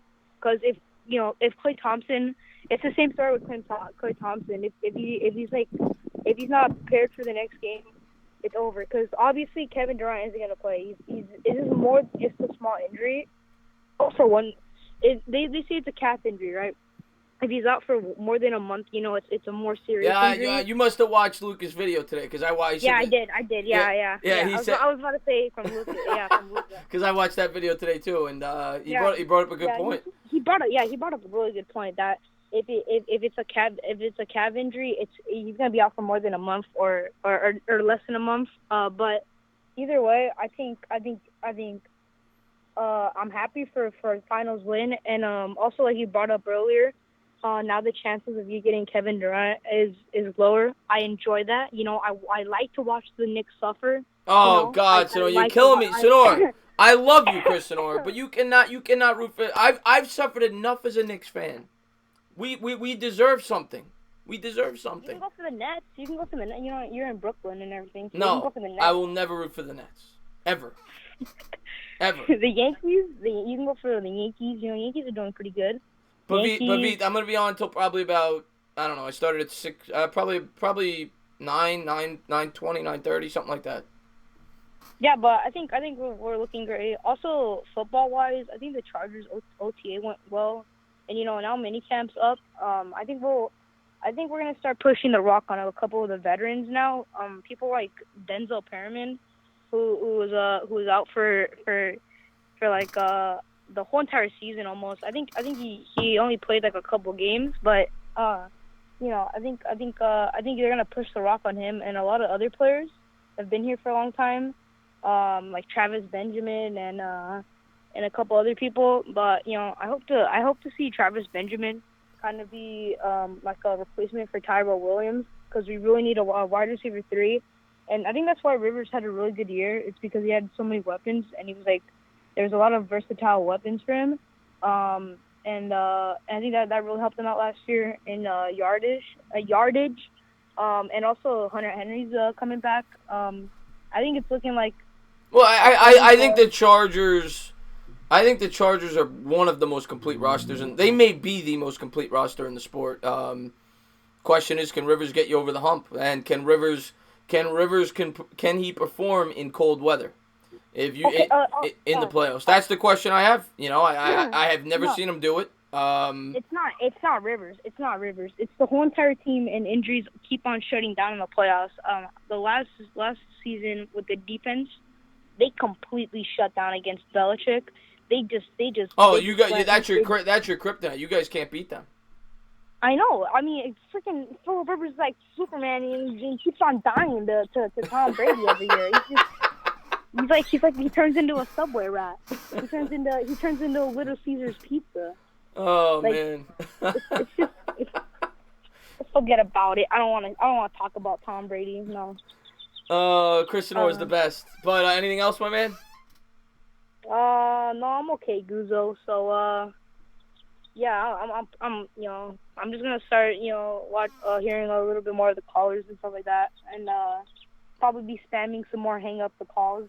I appreciate you for everything you do for my channel, and always appreciate the call, and you're one of my best. Keep it up, Chris. All right, Sonora. Peace. Thank you. All right, Chris Sonora always brings some laughs. What's going on? You're on live. Thank you for calling in. Hey, yo. It's me. See, it's me, Christian from YouTube. Who is this? It's me. The one who keeps retweeting all your stuff. Oh, Christian Jones. What's up, buddy? What's going on, my man? How you doing? I'm doing fine, man. Just got home from playing outside, getting ready for school tomorrow. Very good stuff. Very good stuff. I know you're a big Knicks fan, a Giants fan. We got some big stuff coming up. We got the NBA draft around the corner. You ready? Look, man, you ready to go? Look, man, I'm so excited. This draft can't come fast enough. I'm telling you, Daniel Jones is going to surprise a lot of Giants fans. You heard it here first. From your lips to the ears of God. I'm telling you. But so, anyways, I called you about, what do you think of all these rumors of Kyrie potentially going to Brooklyn? I'm not the biggest Kyrie fan, but I thought Kyrie was necessary to get Durant, or I thought he was definitely would have helped. Let's put it that way. So I wanted him because of that. I'm not. If we get Durant, I'm not going to be upset if Kyrie goes to Brooklyn. But if we miss out on Durant because of it, I'm going to be upset. But everything you're hearing, it seems as if Brooklyn's the favorite. But I mean, can we? And I know Stephen A. Smith was spot on with LeBron in 2010, but I mean, this guy changes his story every day. He said that the Knicks were a 95% chance to get Durant. Then he goes and says like last week. Yeah, then he goes and says Durant's going to the Nets, and then now I hear yesterday. I'm like, I'm not even gonna make another video on this. This guy changes his mind every day. He said he's gonna stay with the Warriors. So it's like, let's just get it over with. Let's find out what's gonna happen. Exactly. Now my whole thing is, and I said it, I'm gonna say it to you now from the beginning. If I'm KD and I really want to come to New York, that's great. But he's not coming here by himself. You said the same thing about, him predicting LeBron going to LA.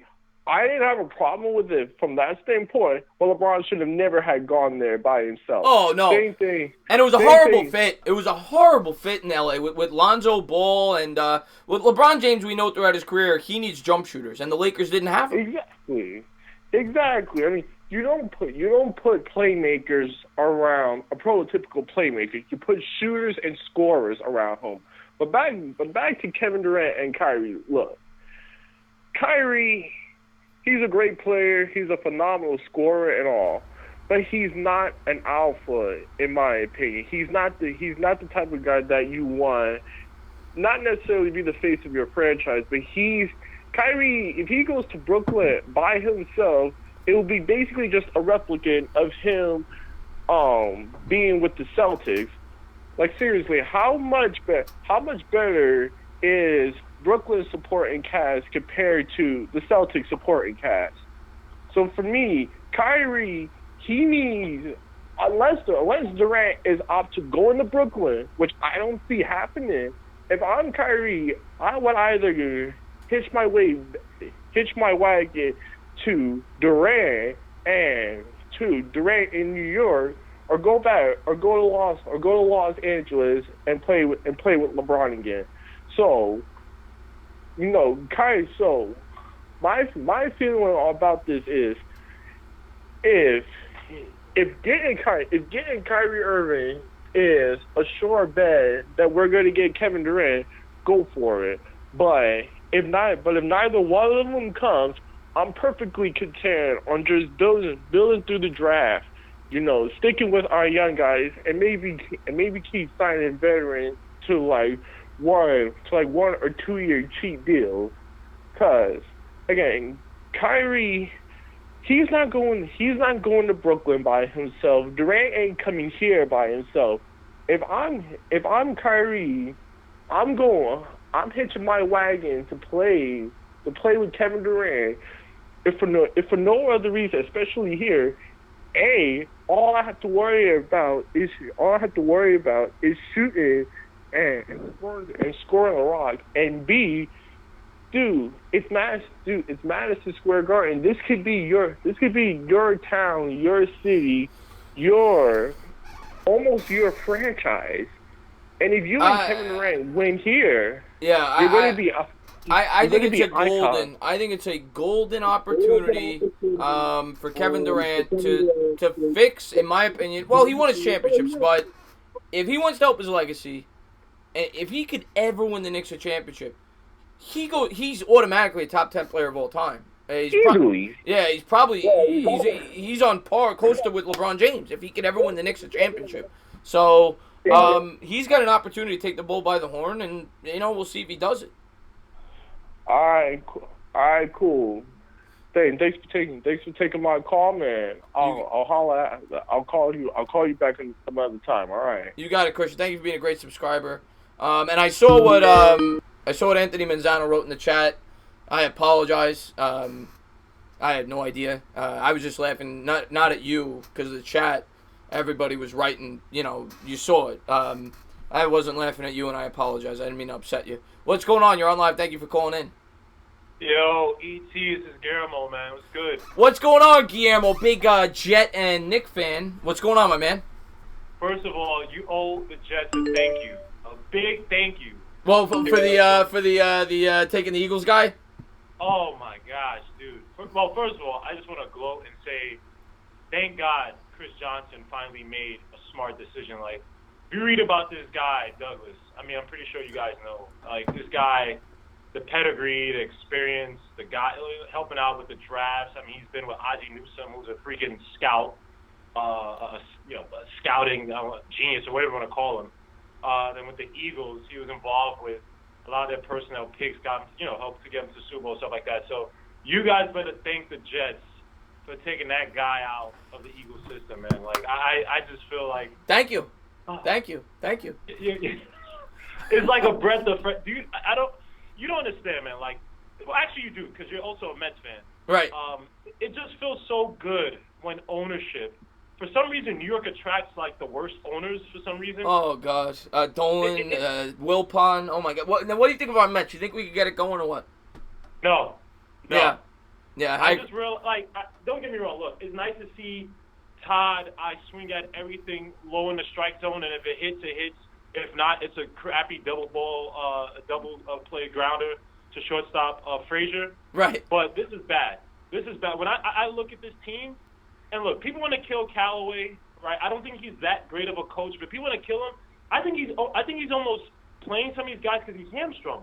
Mm-hmm. They're trying to get these discount over-the-hill players to come and fill spots. You had Craig Kimbrell out there. You had Dallas Keuchel. Now, don't get me wrong. Look, Vargas has had some good starts, but overall he sucks. Vargas sucks. He's garbage. Yeah, I don't care how good he's pitched the last 2 or 3 starts. He's garbage. Matt is such a wild card. Syndergaard's not having a great year. DeGrom can't get that fastball up in his zone anymore, and guys are swing and miss. And so, like, this would have been the perfect year to bring a guy like Dallas Keuchel. I think he had like a sub-3 or maybe around 3 ERA. A steady guy, won a championship, has decent stuff. You bring that type of guy in. Or, if you didn't want to go for, I don't know. First of all, I don't think Brody Van, whatever the Wagenen. He's not running the team, dude. It's Omar Minaya. Every move that I saw has an Omar Minaya footprint to it. That's a good point. That's a great point because we all know Minaya always went for the... It was an Omar Minaya-like feel to it this offseason where they went after the aging stars The big flashy names. Dude, I'm so like I was rooting so hard for us to get that guy from the Rays, Chain Bloom. Mm-hmm. I might be saying it wrong because I think he's Jewish, so it might be Hein Bloom or something like that. Yeah. Yeah.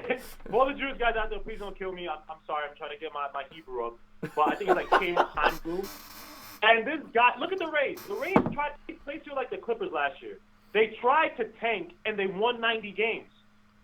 And this year, I think they're 30-something, 37 maybe, 30-something, and 20-something, well over 500. So I'm so pissed because the Wilpons are broke. They're trying to, nickel and dime here and there, bring guys in. It's bad. There's no perspective. There's no real good outlook to it. So it's such a weird moment for me as a New York fan because it's like you have the Jets on one hand, who are at least trying to do better. We have Darnold, we have some decent parts, even though I hate what McCagnon brought in terms of this draft outside of Quentin Williams and maybe Ja'Kai Polite. And then on the other spectrum, you have the Mets. And right in between, you have the Knicks, who this year, it's such a toss-up as to where this franchise could go. I'm so worried, man. I am so worried that we're going to screw this up because if we miss on Durant, which is now what you're hearing that we could, I just pray they don't do what they've done in the past and use that money on a guy that they shouldn't. I know you got to look close. I'm going to be out, but I'm scared because, and this is what I was talking about on Sim's channel, this is what I'm scared about because when you bring a guy like Durant and you bring a guy like Kyrie Irving, they're not the selfless type of leaders you want, right? So Kevin Durant, he's too emotional. He has an alpha talent, but he has a beta mentality. The worst thing. We don't need this guy to start missing games because of emotional breakdowns or because somebody on Twitter said that he sucks. So you don't. Right? So Guillermo, you don't want Durant? I want Durant so badly, but you need the proper guy to guide him. Okay. And I'm sorry, Fizdale's not that guy in terms of honing in guys that play to a system and keeping a culture. Like Fizdale's too much of a hey, I'm trying to be buddy with the guy. You know what I mean? Like I just don't feel it with him. Like if we had a Popovich, if we had who's this other damn coach? I'm losing. If we had like a Steve Kerr, which he plays on now, and a system and a culture that keeps him in line, I'd love it. Right. Kyrie Irving, to me, I love Kyrie Irving's talent. Like you don't understand. I love watching him play. Oh, he's great. It's like basketball porn. Yeah. But this guy, his mentality, dude. He spent a year or something with Kobe. The way he did not lead that Celtics team. Like, that's bad. And that team is ultra-talented. He tried to do all these Machiavellian moves by saying, oh, I apologize to LeBron, and you guys should, bow to him. And it's like, these guys are like, no, we don't bow to you.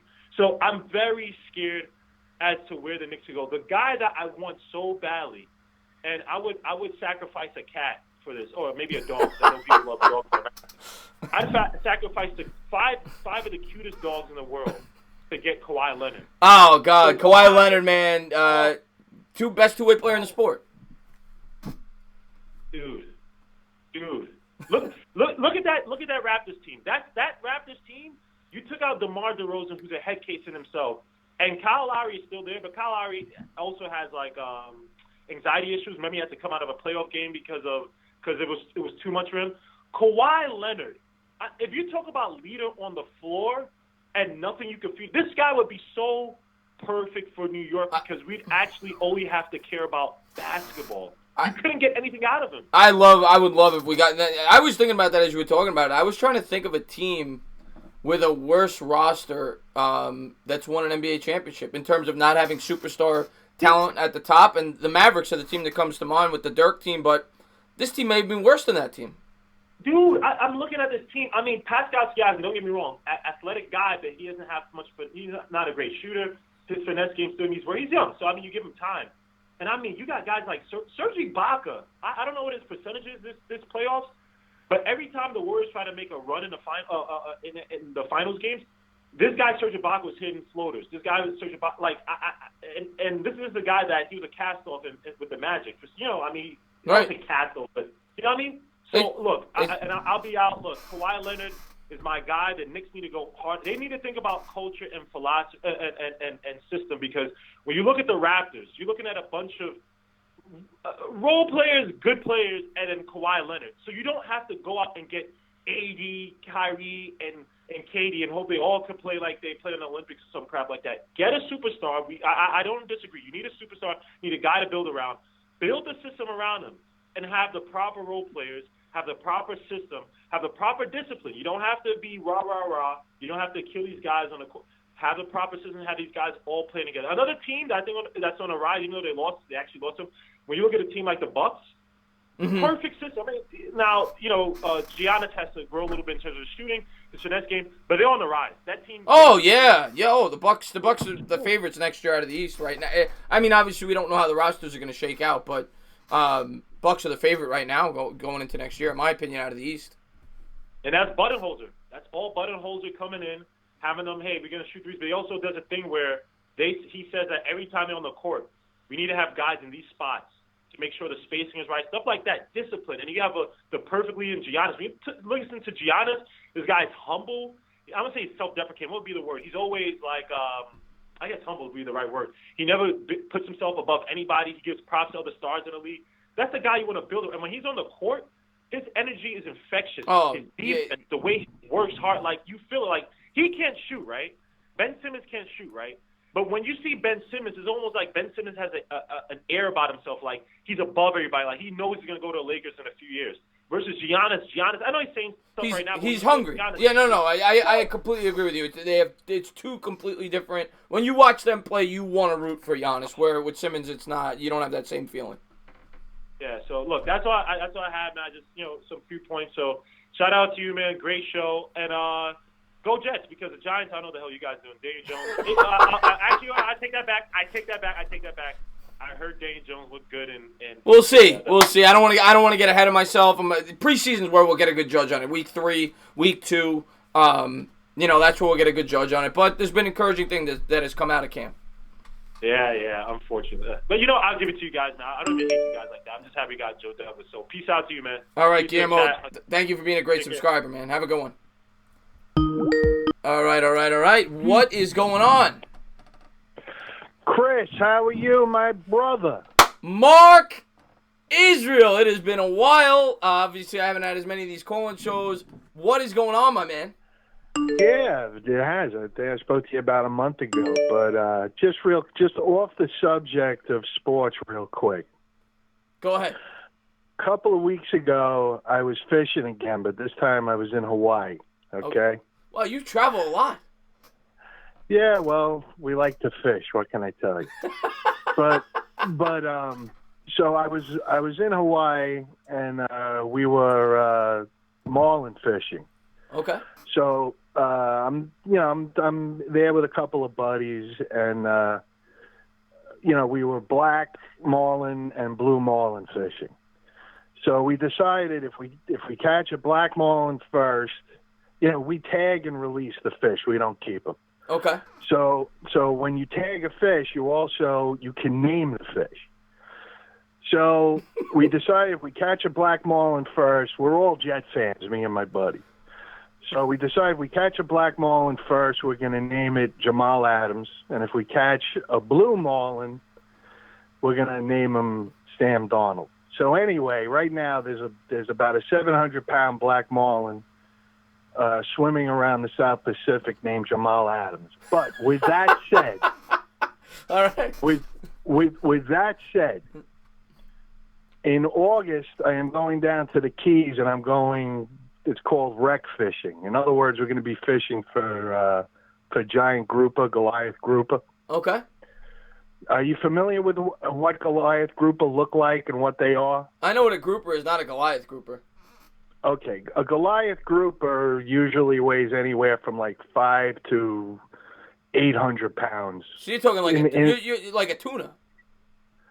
Oh yeah, some of them they can get bigger than. Well, yeah, like a bluefin tuna can get very big, but yeah, I mean they're enormous fish. Right. But anyway, I have decided the first Goliath grouper I catch, I am going to name Bobby Woodruff.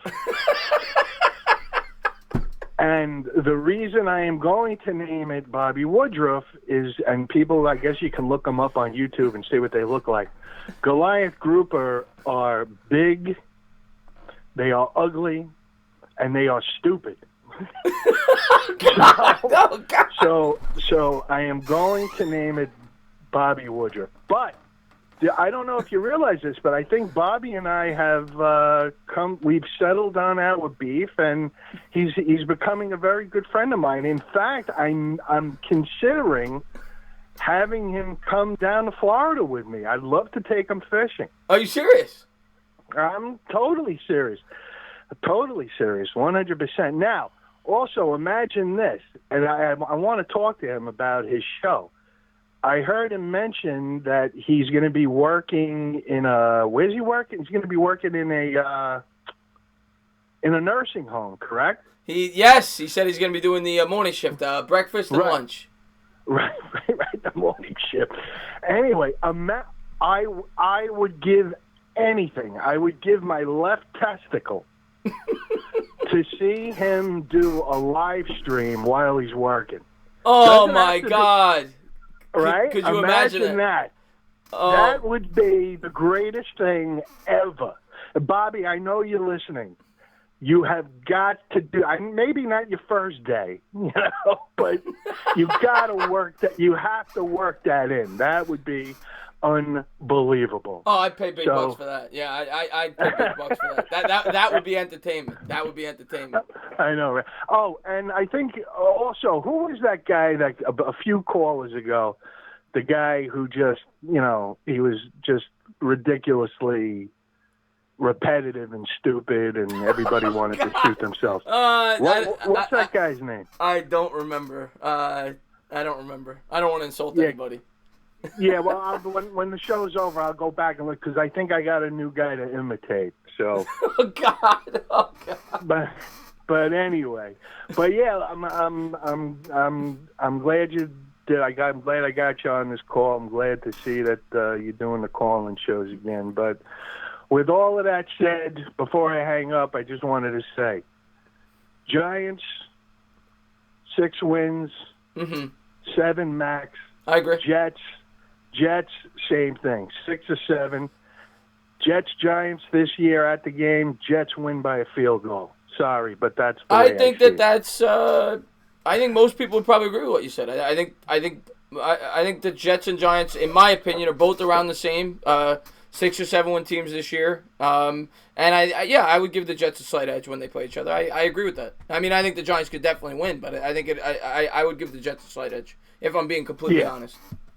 Yeah, I agree. But, all right, I know you got callers, so I will let you go, buddy, and I will speak to you next time. All right, Mark, man, thank you so much for being a great subscriber, man. Always brings laughs. Have a good one. All right, my man.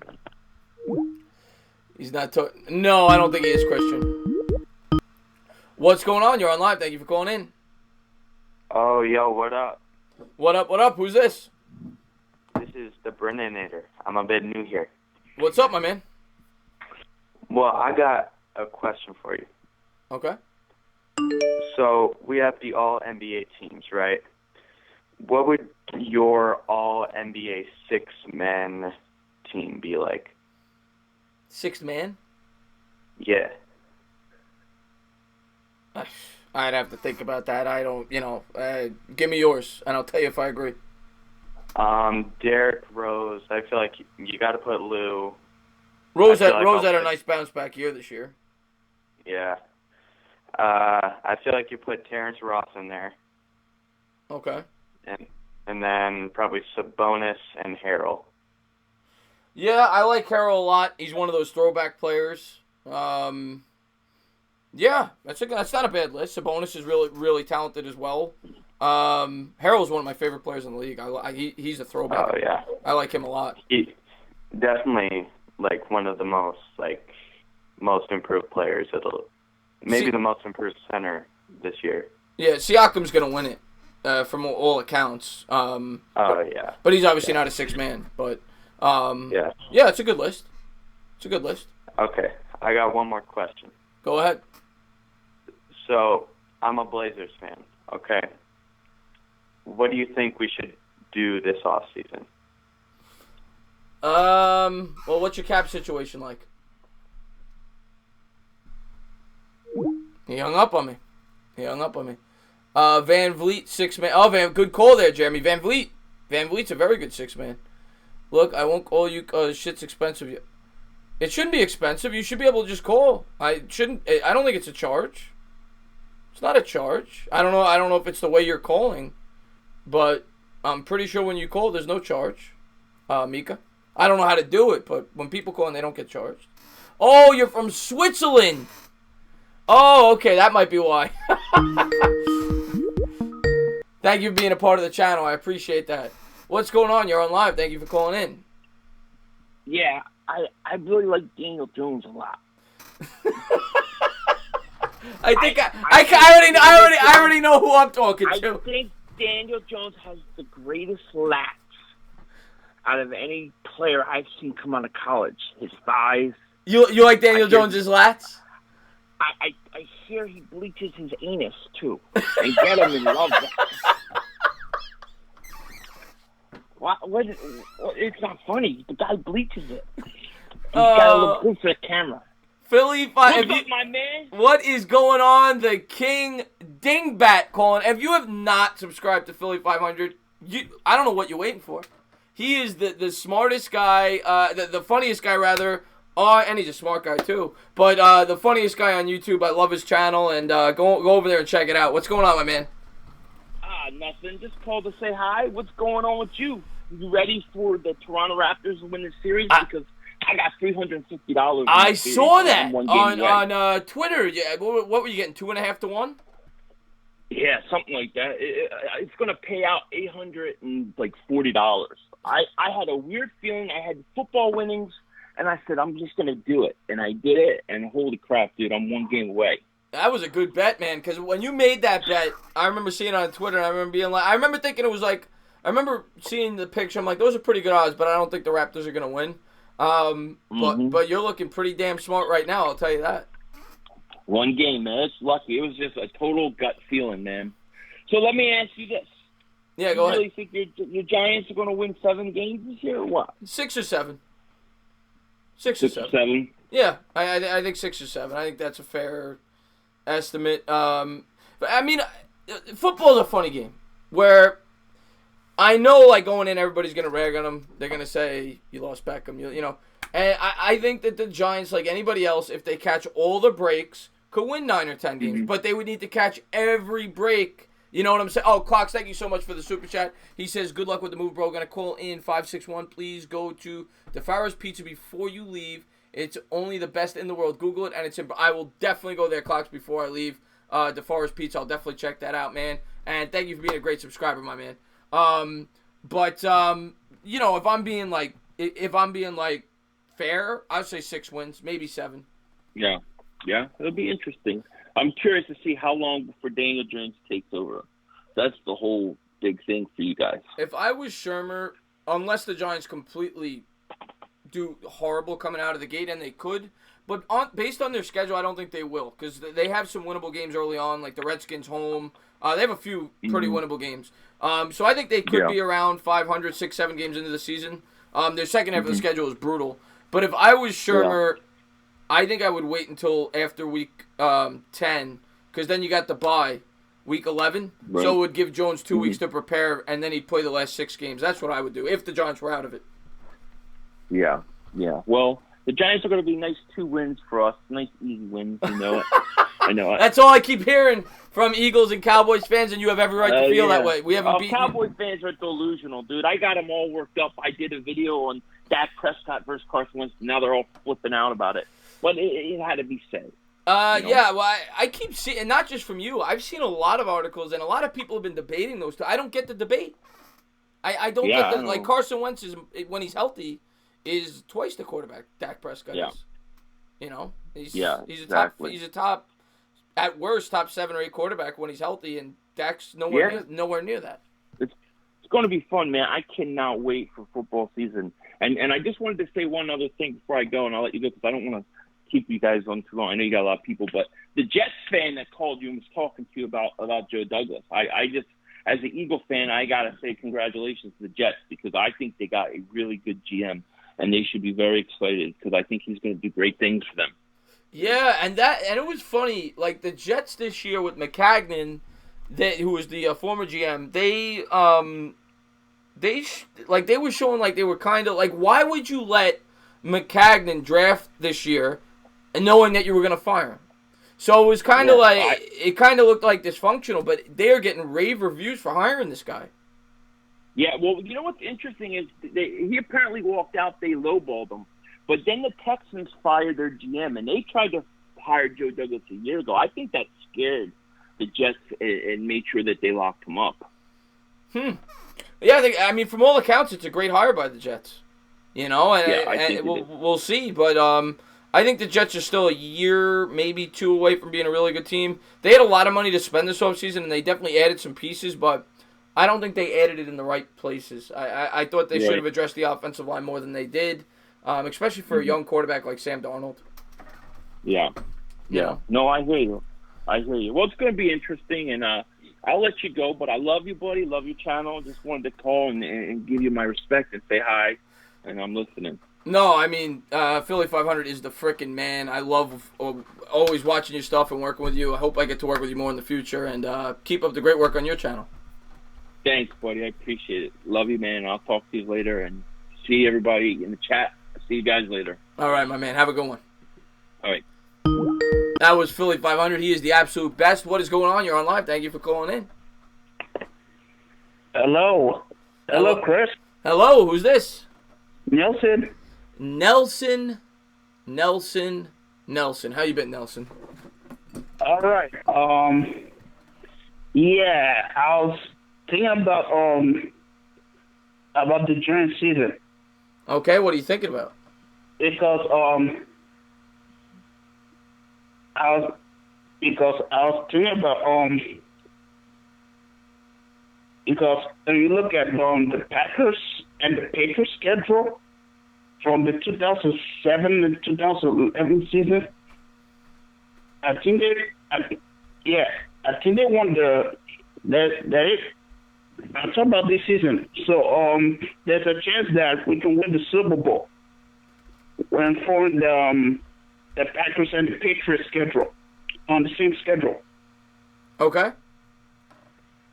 Yeah, I don't agree with that. I don't think the Giants could win the Super Bowl. I'd like to hope they can, but you always want to hope. Anything can happen in football. Yeah. But no, they have too many holes. If I'm being, I think they're headed in the right direction, but I think they're 2 or 3 years away before we could. I think next year they're going to be a much better team with the cap space they have.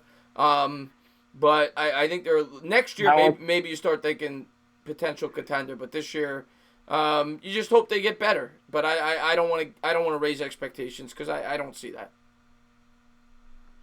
I was talking about when the Giants won the Super Bowl, when they have the Patriots and Packers schedule. Not this year. I'm talking about the 2007 and 2011. No. I know what you're saying. When they played the AFC East and NFC North in 07 and 11, they won the Super Bowl. I know what you're saying. Obviously, remember they played the Patriots the last game of the regular season in a game that they almost won when the Patriots went 16-0. And then they played the Patriots in 15 when Jake Ballard caught that game-winning touchdown in the regular season. And of course, the Jets as well that year when Victor Cruz caught that 99-yard touchdown, which really was a turning point in the year. In 11, rather, not 15. Yeah, I think there might be a chance for this year. What is that? I think we might get a chance to win the Super Bowl this year. Listen, I hope you're right, and I look foolish. I hope you're right. I'm going to be rooting for him. I don't see that. But I hope you're right, and I'm wrong. That's just not... Let me say this, Nelson. I love your optimism. Sure. But anything else, my man? Yeah, sure. Anyway, just want to say, let me see, put like on the video and subscribe to Chris Gusso. Is that last name, Gusso? Yeah. Yep. Yeah. Mm-hmm. I appreciate that, Nelson. All right. And stand up. All right, Nelson. Thank you for being a great subscriber. I appreciate the love. Yeah, take care. Have a good one. What's going on, Whitney? Thank you for tuning into the stream. OBJ, what's going on, Dominic? How you doing, my man? We're gonna be waiting. I'll probably go another 20, 25 minutes. Take a few more calls. Anybody who wants to call in? What's going on? You're on live. Thank you for calling in. Hey, it's me again. You know Bobby couldn't resist calling in for a second time. Bobby. Hey, Whitney's here. That's why I had to call in. I see Whitney. Oh, God. Here we go. Her voice is beautiful. Let me just answer. And me and Mark make good friends. You heard about that? I did. I'm a big I fish did. anyway. I just want to answer this I question. look like a fish. I agree with him. You do look like a fish. But I want to answer this question by Dan. He says, who are you taking at 3? Barrett, if the Heat trade up to 2. Take Moran. Who you take? Oh, you're referring to Anthony Manzano, Dan F. Yeah, we're taking Barrett or Morant. In my opinion, who's over there. But what's up? Who is this Michael? Who is this Michael Mizuko? Who is that? Who the fuck is this guy? You say? Who are you? Who the hell are you? You're a joke. That's who you are. I didn't even know the guy. So yeah. Bobby's getting upset already. Well, look at him. I didn't even know this guy. And then who FF is this guy? He wants to Who know. is this guy? You know him? He wants to know who the hell you are. Tell him who you are. Well, none of his business. All right. None of his business. Hey, yeah, I did. I'm gonna try to do what Mark asked, to go live one time. I have to ask my manager first. Well, first you got to make sure you keep that job. You just got the job. I wouldn't recommend going live on YouTube. Not right away. Your first not week, right yeah. away. Probably shouldn't do that, Bobby. Down the road. But I have to go to bed soon. That's why I want to call you. Because this old man has to go to bed soon so I could get up early. Mm-hmm. Get ready for my job. I got to be in at 9 o'clock in the morning. Oh, man, that's early. Well, not as early. Yeah, a lot of people got. I'm always up at 5 o'clock anyway. I don't think you sleep. If I'm being honest, I don't think you ever. No, sleep. I do sleep. No, you don't. I used to. No, you don't. You never yes, sleep. Yes, I did. You don't get a second of sleep, Bobby. Because every time I go live, every time I go live, you call me right away. I feel like you. This is you every day. You have your phone attached to your ear. Yeah, waiting to my ear. You're right. Waiting for when I go live to make a call. I don't think you sleep. I think you're a robot. No, I am. I do sleep good. I do sleep much better than before. Okay. But I sleep good. Seahawk says hello to you too. She's hearing your voice. Oh, hi, Seahawk. How are you? She heard your voice. How are you? What? I said, how are you, Seahawk? She's doing good. She's doing good. That's good to know. So yeah, 9 o'clock. Well, I used to deliver papers when I was a kid in New York. Newsday. Oh. Remember Newsday? Of course. Don't use. You had to get up early in the morning to deliver those. Yeah, don't. Sunday papers were the worst. Yeah. So yeah, I'm used to getting up at 5 o'clock. So, but this old man has to get to bed. So I wanted to give you my last call of the night. You and Mr. Bad Dog are going to do something? Tomorrow night we're going to be doing the live stream for the NBA Finals. Guess what, Mr. Bad Dog is doing tonight? He's doing the NHL. I saw that. Yeah, with Sir Cardinal. I'm definitely going to pop on over there after this. They had a problem with the thing first, and the Bruins are winning. I like that, 1-0. You're a Boston fan? They had static before, yeah. You're a Boston fan? Okay, so I'll talk to you next week, okay? All right, Bobby. Good luck with your job tomorrow. I'll be in the chat tomorrow, so for the game. All right, Bobby. I want Toronto to win. Thank you for being a great subscriber, man. Good luck with work tomorrow.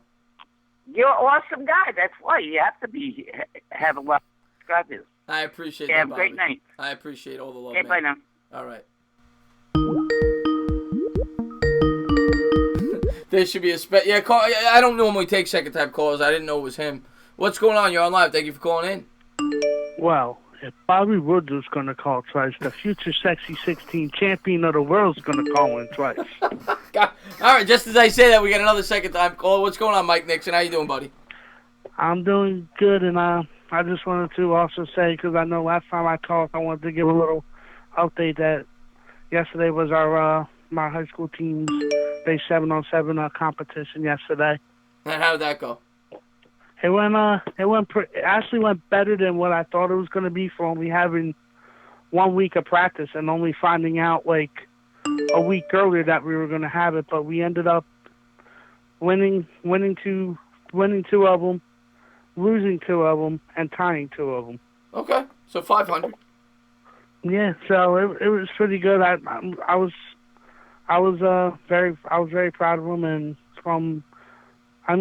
odds on them, we were playing bigger schools than us, and our talent shows, and our talent that we've had over the last few years that I've been helping out coaching, our talent matches well against any of the bigger schools. It's always just been we've always been undersized at our offensive line, so hopefully we can have some big people come out and be able to protect our quarterback, because sky's the limit for us. Like, I truly believe we can make a run at a state title this year if everything just comes to that, and we get a good, decent offensive line, stay healthy, and yeah. Well, hopefully it works out for you. I know you're very passionate about that team you coach over there. So hopefully everything works out for you over there. And I'm just all passionate about football. Like, crazy thing, like, basketball used to be my passion, but ever since, like, I don't know what changed it for me. Like, I've always loved football, and football was number 2 for a while, but since probably, I want to say, like, 2010, 2011,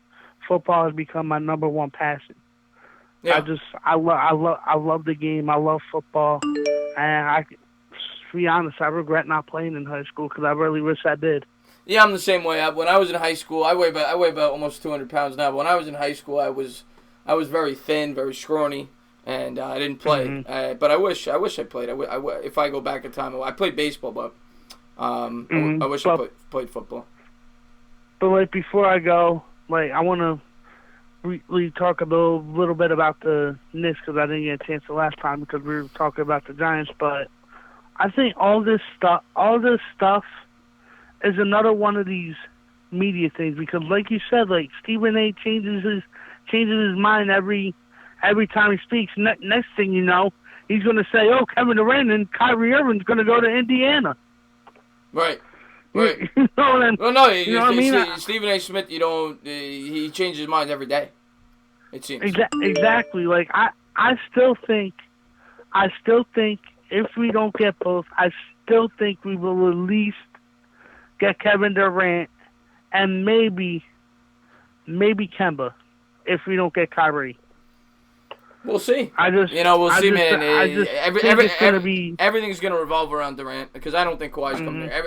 Everything's going to revolve around Durant. If we miss on Durant, the Knicks are going to look stupid. So, hopefully we get him. The only thing is I doubt Kemba's going to come, because, like I said before, getting that All-NBA team really changed everything. It's $80 million. $80 million you'd have to pass up. Yeah. It's not gonna, I don't think it's going to happen. I don't think it's going to happen either. But I just cannot wait for the draft. And like I said before, I hope we stand pat and get RJ Barrett, or even freaking hope Memphis passes on John Morant, because if they do, that's going to be a big mistake for them. I know they still got Mike Conley, and don't get me wrong, Mike Conley's still a solid point guard. But age is gonna get to him, and it's gonna be good that you have somebody to fall back on once Mike Conley starts to regress a little bit. You got that somebody that you can fall back on, instead of now you're almost forced. Like, if Mike Conley regresses next year, but still, in a way, Memphis is good. You're almost forced to maybe go for a point guard next year. And who knows if you're going to have a top pick next year, or even a couple years down the line. You never know if you're going to be able to have that top pick to get a good point guard. And then you'll end up doing is going into free agency and overpaying for somebody. Oh, yeah, no, you're right. I mean, you're absolutely right. We're going to have to wait and see, though, man. And we're going to get all our answers in 3 weeks, because today's the 9th, free agency's the 30th, so we're going to know within a month If the Honestly, we'll know in 2 weeks what Memphis does if they take Moran or not. Well, yeah, of course, with the draft. I'm thinking more along the lines of Durant and free agency, but yeah. Oh, yeah. Yeah, For the week's not even in. sure. Draft's in 11 days. So I know. I think we're gonna get Barrett though. I really do. But I'm gonna let you go because I got somebody keeps calling in. So let me take this call. I figured you had to just listen to this beautiful voice one more time. All right, my man. Thank you so much for being a great subscriber. Have a good one. No problem. You too, my brother. All right, buddy. Oh, I just missed it. There it is. What's going on? You're on live. Thank you for calling in. Hey, Chris, it's Clarks. Who is this? Oh, Clarks. Clarks. What's going on, my man? What's going on, pal? Yeah, man. Thank you for being such a great subscriber, man. I appreciate the call. I'm not around because basketball and baseball are really not my things. You know, I'm a football, MMA fan, and hockey. I'm actually watching a hockey game as I'm talking to you. How's that going? Boston still winning? 0-0 right now. Good game. You know, let's see if St. Louis can take the first one. But you know what? I'm just tired of communicating with you via the online thing because I hate typing. So just give me a minute, and I want to make my point, and maybe even the chat can agree with me or agree with you because I know we're on both ends of the spectrum here. So I want to present an argument, and you let me know what you think. Absolutely. Okay. So let's talk about the four majors. It's this kind of a broad-based thing, and I've already touched on it with you. Baseball, football. I was going to say apple pie and Chevrolet, but let's go baseball, football, hockey, and whatever I'm missing, basketball. Yeah. Would you, if I said to you in baseball, would you agree that, let's say you got pitchers like DeGrom, Roger Clemens, Nolan Ryan, Pedro Martinez, Kershaw, those type of guys, and they're on that night. Mm-hmm. What percentage of winning that game would you think falls in the individual pitcher pitching that game? Those let's Pedro Martinez. You're talking about an upper echelon, top 5 to 10 starter. Yeah, in other words, a star. I would say the comparable of like Peyton Manning, Aaron Rodgers, Joe Montana. Right. I would say.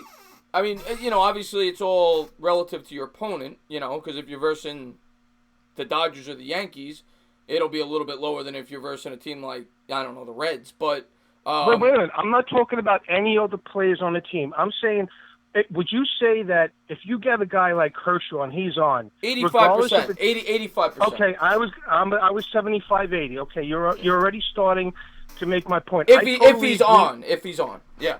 No, if he's on, I agree with you. But it's just now to me.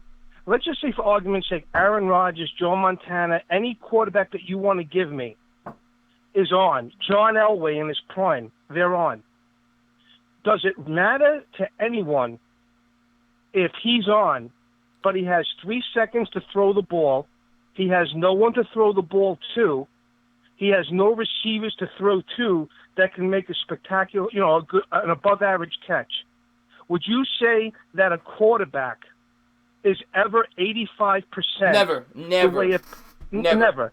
So in other words, a quarterback's success, and this is a very simplistic argument that I'm making, a quarterback's success, or anybody on a football field, which is where I'm going, is contingent on other people on the field. Would you agree with that? Oh, 100%. That's always my argument with Eli Manning when people bash him. The offensive line has a lot to do with it. You need for a quarterback, it's much more of a team. Anyone. Yeah, no, I'm just saying, Eli, because I'm a Giants fan, but it's much more of a team game. Football, you depend much more on your teammates. Where, like with a pitcher in baseball, it's an individual game. It's a team game, but with individual aspects. Where football is just a team game. I totally agree, and even to make the point even more, look at the change that Luck had last year when they drafted Nelson. They showed up the offensive line, and all of a sudden he's standing back in the pocket having coffee, and no one is touching him. Right. Okay. So here's my thing. We've already kind of communicated about this. I was all for in football having salary caps by position, because there's not another sport in the majors that is more contingent, that your success is based on anyone else. You could be Deion Sanders. You could be, as a cover corner, you could be Revis. The bottom line is that if your defense doesn't necessarily get to the quarterback, You know, I've been on the football field, and I've seen your video. I play football, and I know that you've been on the football field. You have no idea what it is to be as a cover corner. You cannot stay with a guy, no matter who you are, after a certain amount of seconds. Of course. You could be anybody. So what I'm trying to say again is that each position on the football field, your success is contingent on other people on the football field. So why, now you said to me that you think the Players Association would not go for cap by position. And I'm for it. Look what just happened to Russell Wilson. They give him $35 million, and all of a sudden they got to release that. I don't know if he was a defensive end or defensive tackle. Oh, you're talking about Frank Clark. Frank Clark. Yeah. They had to release him because they couldn't sign him. So to me, this is what it's all about. You and I. What has the quarterback from Atlanta? I forget his name right now. I'm drinking a little bit. Matt Ryan. Brian, and they gave the Julio Jones the receiver. They gave him those massive contracts. What have they won since they've done that? They got an offense, like you said, that's like no others. But it's almost like the Peyton Manning offense when he was with Indianapolis, but no defense. What has Green Bay won since they gave Aaron Rodgers all that money? So to me, why? And if the players' union is all about, they want to keep jobs. They don't want to have salary cap cuts. So you mentioned to me that you didn't think the Players Association would actually go for a salary cap by position, which is what I'm all for about in football only, because there's not another sport. The Bulls were swept they couldn't get out of the first round until Jordan signed a night and took $1 million salary, and they signed all those players. That's how they got out of the first round. Right. I know we talked about Tom Brady, and he can take. Yeah. He can take. I'm all for players trying to get as much as they can. All I'm trying to say is, why do you disagree that salary cap by position is not a great idea? Oh, I'm not saying it's not a great idea. I just don't think it'll happen. But why wouldn't the Players Association go? They're already talking about a freeze out or a lockout already. Why wouldn't they go for it? Because it's going to keep jobs. When you say salary cap by position, is in this hypothetical, situation, would it lower a salary of a quarterback? Say that again. Like based on this, like how would it be structured? Would like right now, like you said, a quarterback makes $35 million. A top tier quarterback. Under this hypothetical scenario, would a quarterback make less money because of a cap by position? Absolutely, because we both. I know you've said it a million times. And I completely agree with you. But why would the quarterbacks agree to that? Well, you know what? If it's all about winning, and I know it's not, it's all about me, and I agree with you. But that's why I don't know if players would agree to it. I think overall players definitely will agree with it, but I don't think that maybe quarterbacks might not agree with it, but the players union certainly will agree with it, because you could even increase the cap. But just, you know what it is, Chris? There's not another sport that your success is not more contingent on the people around you than in football. Oh, 100%. You cannot be Kershaw. You cannot be Pedro Martinez. You cannot be anyone. Well, it's the same thing with basketball. The same thing with basketball. If you get a superstar like a LeBron James, you instantly become a obviously not this year, but maybe LeBron James is a bad example, but Kawhi Leonard, you instantly become a title contender. So. I mean, you know what? Other than this new thing about you got to get everybody on their rookie contracts, to me, and I know that you've talked about this, I mean, it just seems like team suicide when they give one player an exorbitant amount of money.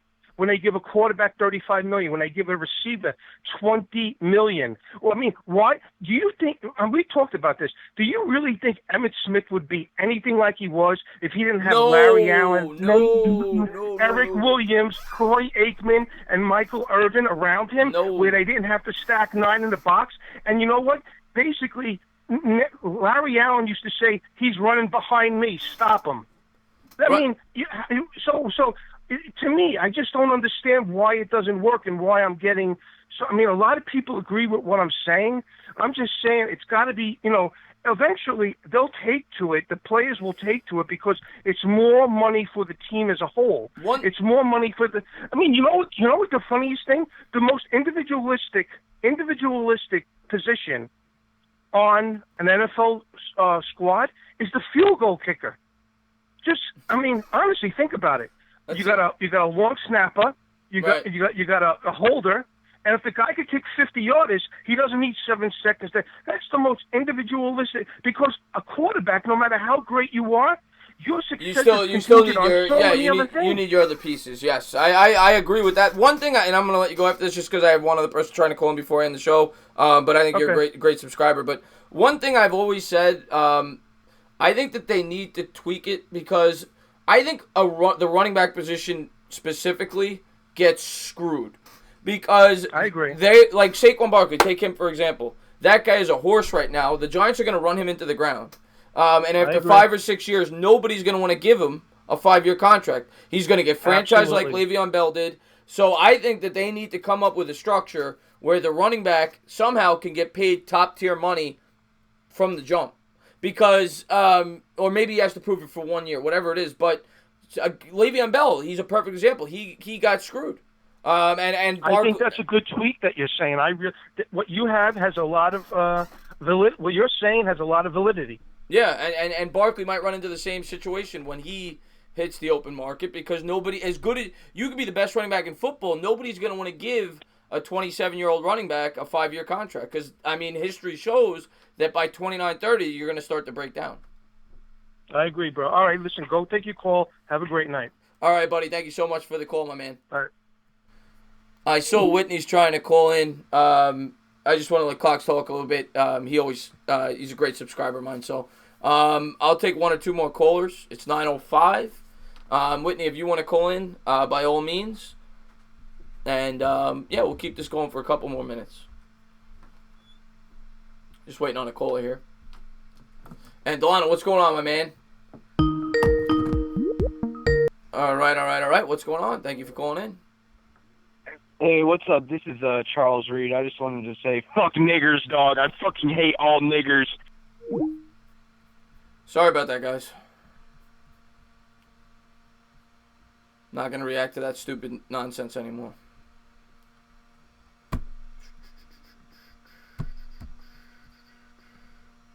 Oh, man. Oh, we get that from time to time.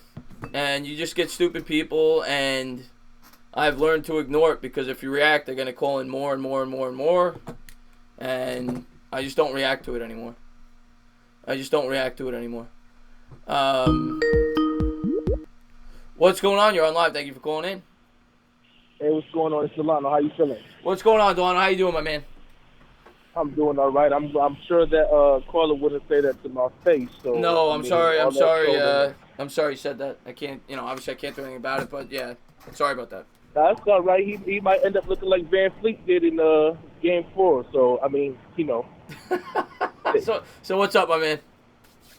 And listen, I wanted to say something, too.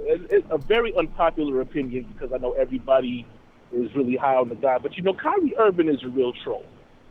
Oh, yeah. And it's funny, because I got to a point where I started dissecting everything.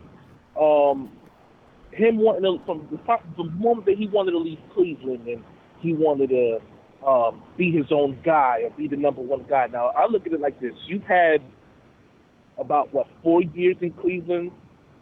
Now, you can sit there and say they ain't had no team around them, I guess, but you've had your opportunity to lead a team, to some kind of level of success. And you've only been basically to the lottery before LeBron got there. LeBron gets there, you want to leave. You say you want to be traded to the Knicks or the Spurs. You had like 4 teams that you wanted to go to and all that stuff.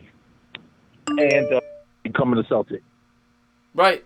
Great. You get to the Celtics. You got a great team around you, but you still can't win it all. The most you've gotten is the conversation of, well, if Kyrie was healthy, maybe they would have overcome LeBron's Cavaliers last season. This season, you're healthy. You don't do what everybody expected. So you want to leave now, and you want to go to Brooklyn, which is basically another talented team, where you kind of get a restart. I'm going to do it over with basically Boston in Brooklyn. Nah, I think that he's trolling. I think his thing is he realizes that he got devalued in that series with Milwaukee. So the best thing to do is go to a team that really doesn't have expectations of success. Oh, yeah. And He's they're looking not for a marquee star. He's not stupid. Because it's a sexy pick. He's not stupid. Yeah, I just want to to say thank you to Omar Veal for the super chats. Thank you very much. And he said, Golden Tate or Shepard, who's our number one? I would say Shepard, but it's close. But I would say Shepard. But yeah, Kyrie Irving's not dumb. I mean, LeBron James did the same thing. Let's be fair, and I like LeBron James. He's one of my.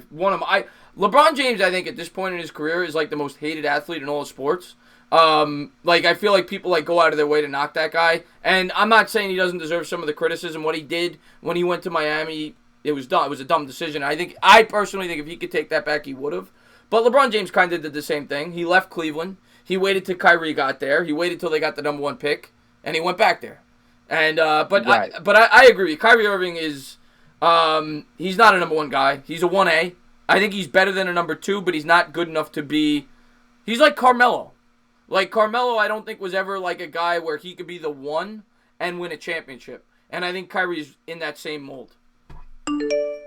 Yeah, and I don't think there's anything wrong with it. Personally. No, not at all. I feel like, again, there are levels to it. You got stars, all-stars, superstars. I'm fine with Kyrie being an all-star level talent who has great moments.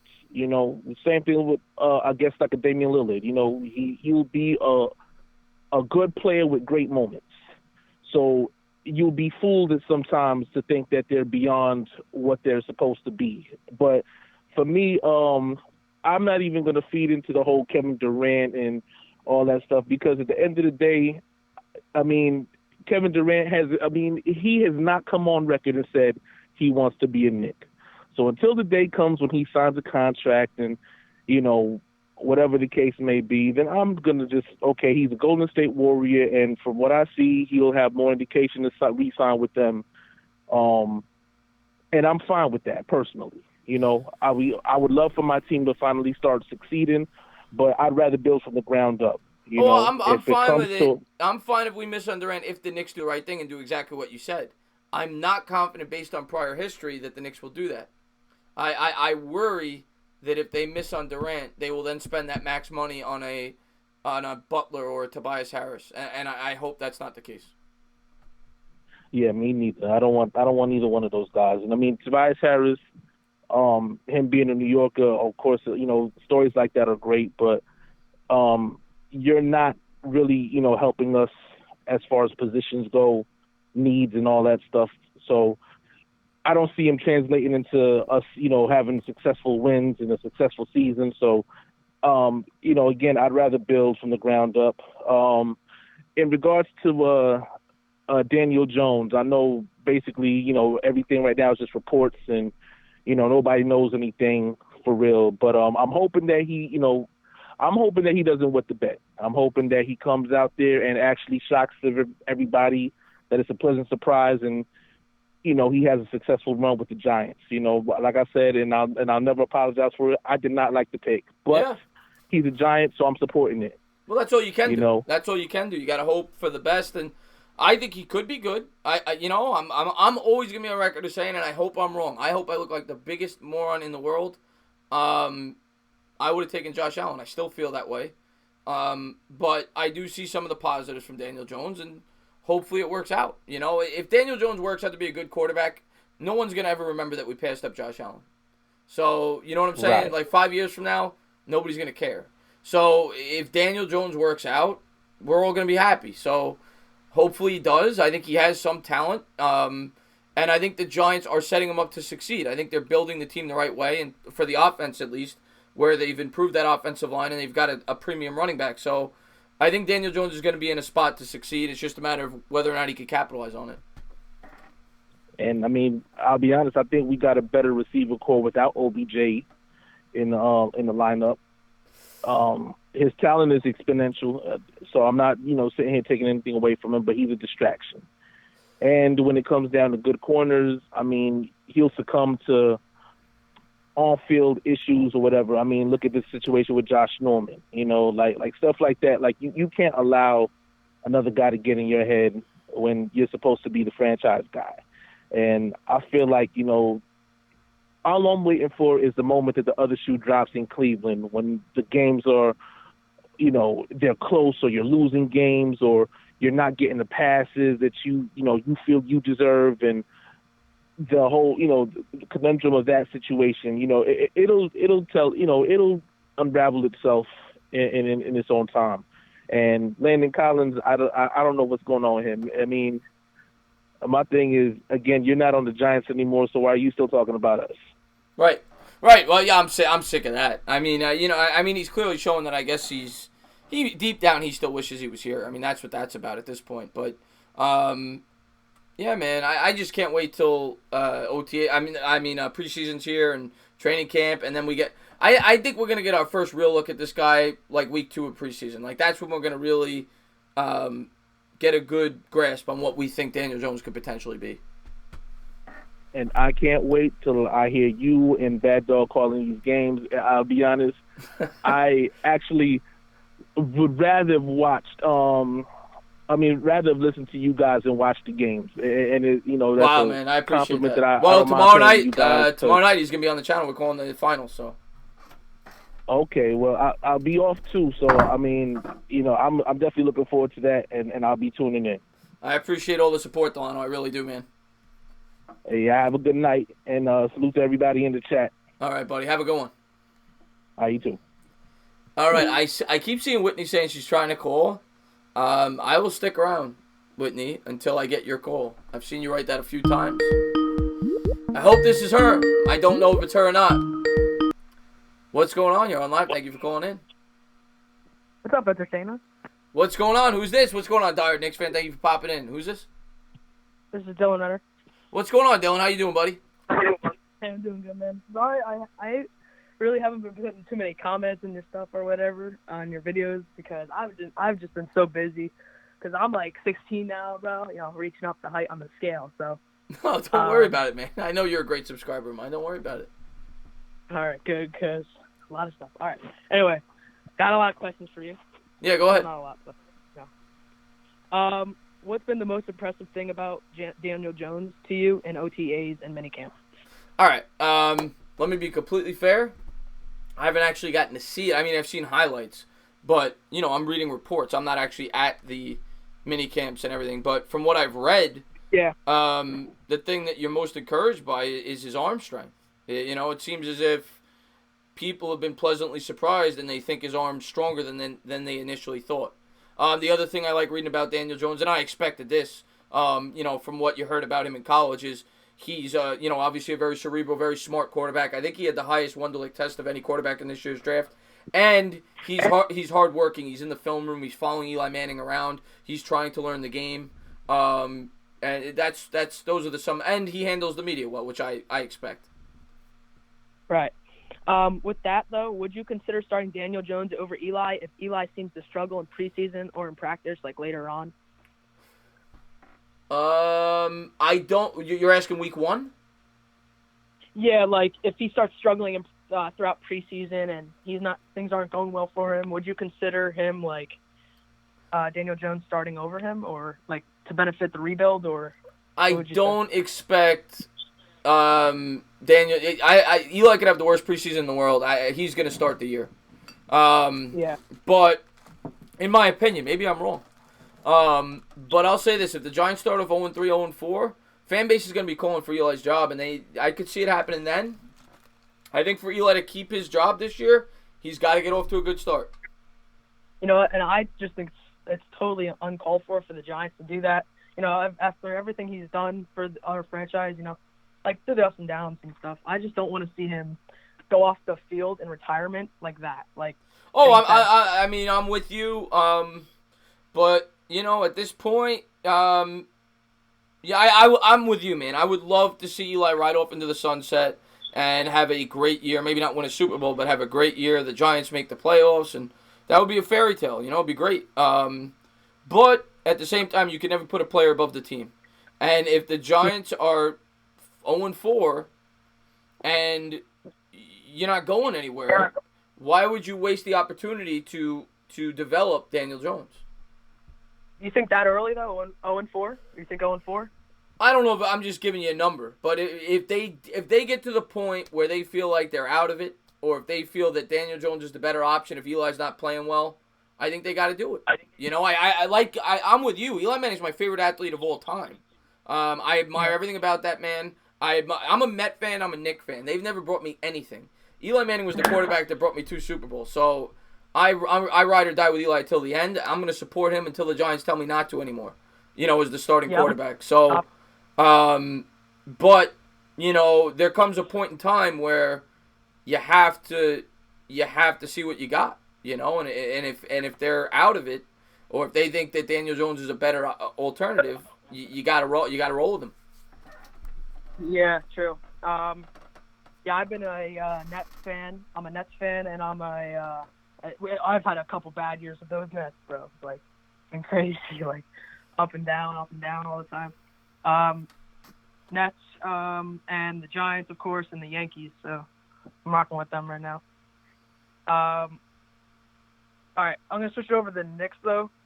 With all the disappointment about the Knicks offseason so far, with seeing how Zion didn't come first overall, and now it looks like Kyrie and KD may leave and go to Brooklyn.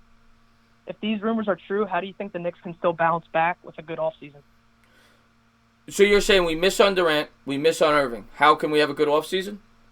Yeah, and like, how will you bounce back off of that? Because you also miss Zion too. Yeah. Well, I think at 3 you have to take Barrett.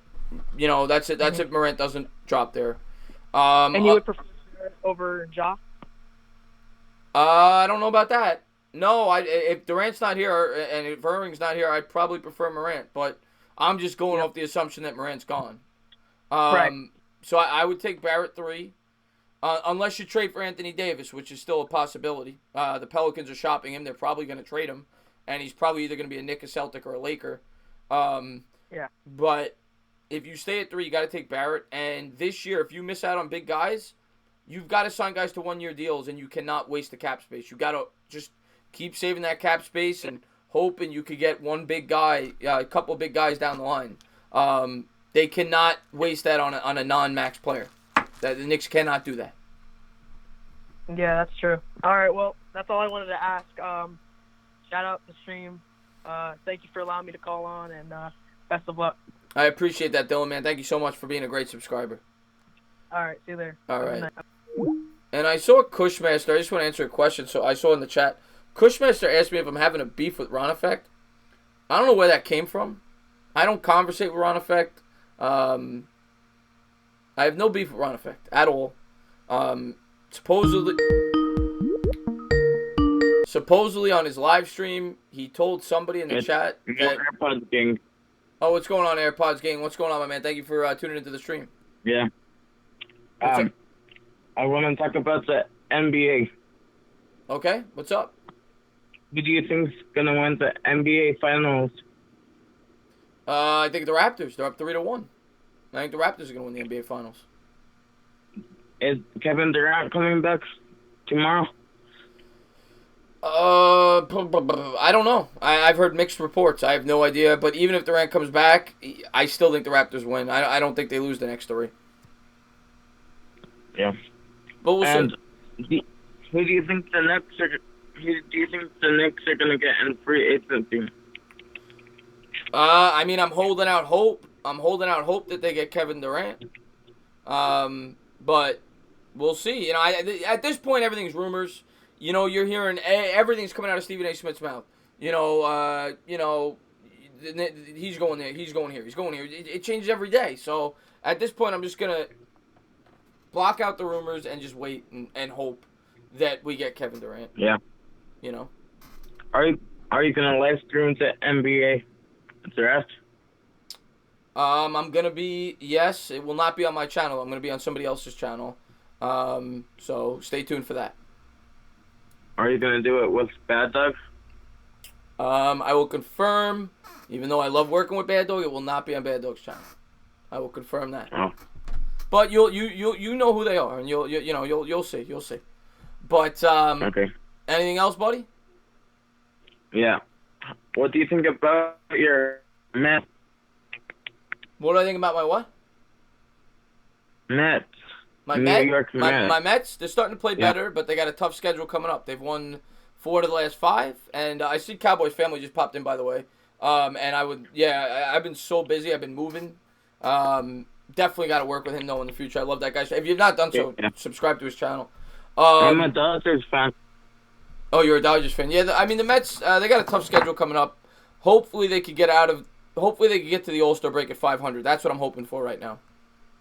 Yeah. What do you think about the Giants? What? What do you think about the Giants? What do I think about my Giants? I'm hoping that they're competitive. That's all I can hope for at this point. You know, I'm hoping. I like the future for the team. I don't know if I like this. I don't know if I like our chances. Do you think Daniel Jones is gonna start? When do you think he's gonna start? Not week 1. It's all relative. Probably. It's all relative on how the team plays and how Eli plays. If Eli's stinking up the joint for the first 6 weeks, I could see Daniel Jones getting the start by then. Week 10. I think after the Week bye. 10. I think after the bye is probably the optimal time to do it. If you guys start 0-6 or 0-5. I agree. Then yes, you'll see Daniel Jones. Eli's got a lot of pressure on him this year to start off well. He does. And what do you think about you guys getting Golden Tate? The Giants getting Golden Tate. I think he fits Shermer's offense very well. I think he's a perfect fit for this offense. To be completely honest with you, I think that's why the Giants targeted him. I think he's a good fit. I really do. But the Giants still need an outside threat, and you hope it could be Slayton, the rookie we took, or Corey Coleman. They need a burner. They need a guy that can take the top off the defense. They don't have that right now in their top 2 wide receivers. Yeah. But anything else, my man? No. All right, man. I appreciate the call. I really do. Thank you for being a great subscriber. Okay. All okay, right. thanks. You got it. Have a good one. All right, guys. It is 9:25. Been on for a while. I don't know if Whitney's still in the chat. I told her I would hold out for her. But I don't know her number, obviously, so can't just...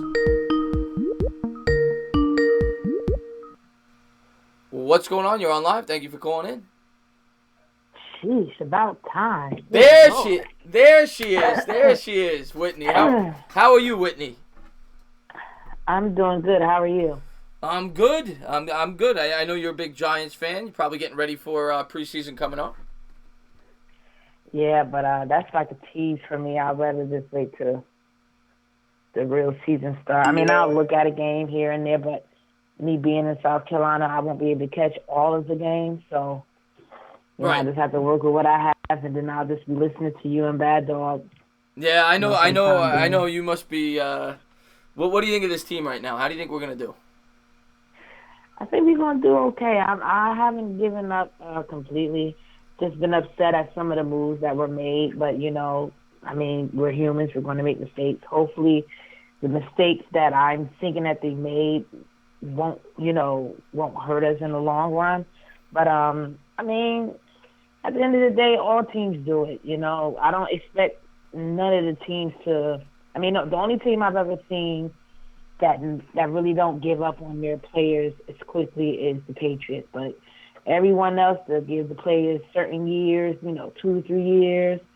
If it ain't working out, they give them the boot. The Patriots is the only team that I can honestly say they are like, they're standard, like they're boom. They don't ever trade their players every so often, Mm-hmm. And that's why they end up in the dang Super Bowl every year. So. Well, the Patriots, with the Patriots, and by the way, Rudy, I don't know if he's still here, but Rudy, man, thank you so much for tuning in. Thank you for being a great subscriber. Have a good night. The Patriots, what they're famous for is they take the players that other teams get rid of, and they get the most out of them. I mean, there's so many. Wes Welker, Danny Woodhead. There's plenty of examples, and it's because of their coach. I mean, Bill Belichick's the greatest coach, in my opinion, in the history of football. And he just gets the most out of what he has. But as far as the Giants go this year, I'm excited. I'm excited for a new year. I'm excited to see the talent we have, to see Barkley progress year 1 to 2, to see Lorenzo Carter hopefully gets a lot better. B.J. Hill, obviously all the guys we brought in. Right. And Daniel Jones. Hopefully, eventually we get to see him. Well, hopefully not, because if he doesn't play, that means we're doing well. So, but if we do fall out of it, I'm excited to see what Daniel Jones brings to the table. Well, I hope they at least let him play during the preseason. I mean, the preseason, it counts, but it really doesn't. Oh, he's definitely going to play. He's definitely going to play during the preseason. I think it's like that's like a way for the team to kind of start off on a good foot, but I don't see nothing coming out of it except for, we starting on a winning streak. But I just hope, we can get a good feel of how he throws and, how he maneuvers on the field with the Giants. It would have been good to see him actually, play with Odell, but fortunately, Odell is where he is, so that's neither there nor here. So, I'm over it, but I just wish things was different when it came to that particular thing. But it's just like LeBron James. I'm a LeBron James fan. Wherever he goes, I go. But I've been following LeBron James before he even got to the NBA. I was following him during his high school years, so that's different. I didn't know Odell until he became a Giant. Well, and I just want to say thank you for the donation, Carlos Rodriguez. He says, if Belichick was our coach all this time, how different would our history be? That is a great question. We'll never know, but I would imagine we'd have a few more Super Bowls. Belichick's incredible. But he was the assistant coach, wasn't he? Yeah. Never the head coach, though. Never the head coach. Gotcha. But, you're talking about LeBron James, and football is much different. It's not, like, basketball is much more of an individualistic sport. Like, I find that in basketball there's a lot of, and you see it in football too, but more so in basketball that people are fans of players more so than teams. Football is much more of a team sport. But, right. As a Giants fan, you just got to hope that it works out. You can't, I know you were upset, and most Giants fans were upset when we traded Beckham, because he's Odell Beckham. And, got to move on and hope that the guys that replace him and the different way they want to structure the offense is better. You got to hope that Gettleman's right. And if he's not, they're going to find somebody who is in the future. I'm going to give Gettleman this year and next year. If the team is not better by next year and they're not competitive and you don't see a direction, I think it's time to replace him. But I have to give him a couple more years before I say that. Well, we'll see about that. I don't really care for Gettleman. That's just what it is. No, I understand. There's a lot of Giants fans that are upset with Gettleman. I understand. But and about this whole basketball series, I find it funny how the Golden Girls, they was this and they was that, and they're working on their fifth ring and this and that, but now they're in a slump. They're 1-3, right? And they're going against a team that doesn't have LeBron, but now they're crying for KD's help. But wasn't Draymond Green the same person a couple months ago yelling at KD, "We don't need you, B"? Didn't he say that? I know they got into an altercation. They got into a fight. That was this year. They got into a fight. Yeah, and he was calling for the ball, and Draymond didn't give him the ball, and they started arguing on the bench, and then and it was a big story and everything. Yeah. Yeah, that was the same man I said we didn't need you, B. Didn't he say that? Yeah. Now they praying that he come out and play on Game 5. I tell you, if they sit here and make that man play and they come back and win, the Golden Girls are going to be exposed. That's just the way I see it. I don't care for him. I stopped liking them how they did. I can't never get his name right. I don't know if it's Steve Jackson, but the other head coach before Steve Kerr came. Oh, Mark Jackson. Mark Jackson. Yeah, they how they just gave him the boot, and they didn't even give him a chance to really, form the team. He put the team together. Oh, Mark Jackson. I think from everything I read, and obviously I'm not a fan of that team, but it was more to do with the way he handled. Oh wow! Let me get that super chat. It was more to do with the way that he handled the players than his actual coaching. Like he was, I think he like pushed religion on players and stuff like that. I read stuff like that. But Carlos Rodriguez, thank you so much for the super chat. He says Parcells wanted to draft Reggie White second overall to pair with LT, but George Young didn't do it because Parcells had a terrible first round. Could you imagine that pass rush if they got Reggie White with it? Obviously, it worked out. We won a few Super Bowls with LT, but could you imagine that duo? That would have been insane. But, yeah, Whitney, anything else? No, that is it. I'll be keeping up with you and Bad Dog. Y'all going live on tomorrow, correct? Yeah, Bad Dog's going to be on my channel. Actually, the next 2 nights, Bad Dog's going to be on my channel. We're doing the NBA Finals tomorrow. And then he'll be on my channel for the Weekly Giants show on Tuesday. That'll be a little later because I'm driving back to Long Island from... Normally, I've been living in Brooklyn. I moved back home for a month and a half, and then I'm going to get my own place. So we'll be on a little later for the Giants show, but we'll be on around 10, 15-ish. So I hope to see you there. Yeah, I'll stick my head in and stick my chat in for a couple minutes. But, you know, my nights are really slim, so... I hear thanks you. for taking my call, and good luck when you're traveling and you're moving and you're relocating. And I'll see you guys tomorrow. And what's up to the chat? And I don't know if my fan Bobby's still in the room, but what's up to Bobby, Rogue, and you know everyone else. I appreciate all the love, and yeah, all those guys you mentioned are great subscribers of mine. And so are you, of course. Thank you. All right, Whitney, you have a great night. You have a great night. All right, you too. All right. Guys, we're going to call that a show. It seems like it's winding down. I've been on for 3 hours. I'll take one. I'll take one more. Where I am going, AJ Marshall, I'm going to Texas. But there's a reason behind it. What's going on? You're on live. Thank you for calling in. Oh, lost him. All right, I think this is Sonor, and I'm getting ready to close out the show, but I'll let Sonor close it out. What's up, Chris Sonor? You're close. I'll let you go then. No. Go ahead. Yeah, sorry about it, but. No. I was taking one more call. They hung up. What's up? Okay.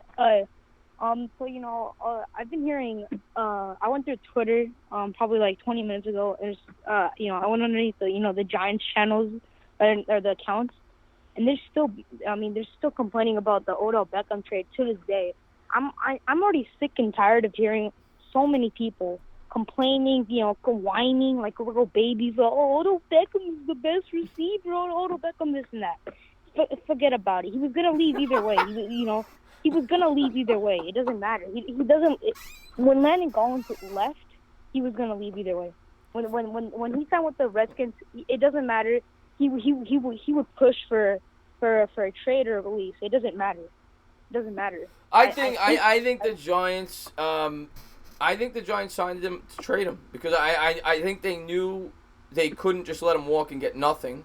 He was coming off an injury, so they said let's hold him for a year. Let's hope he plays well, and then we'll be able to get something for him. I think that's what happened. I don't think the Giants ever intended to keep him here.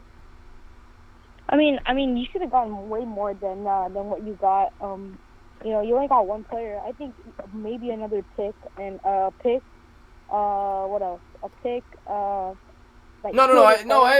agree. We got Jabril Peppers, good safety. We got a mid-first round pick, 17th overall, and we got a late third-round pick.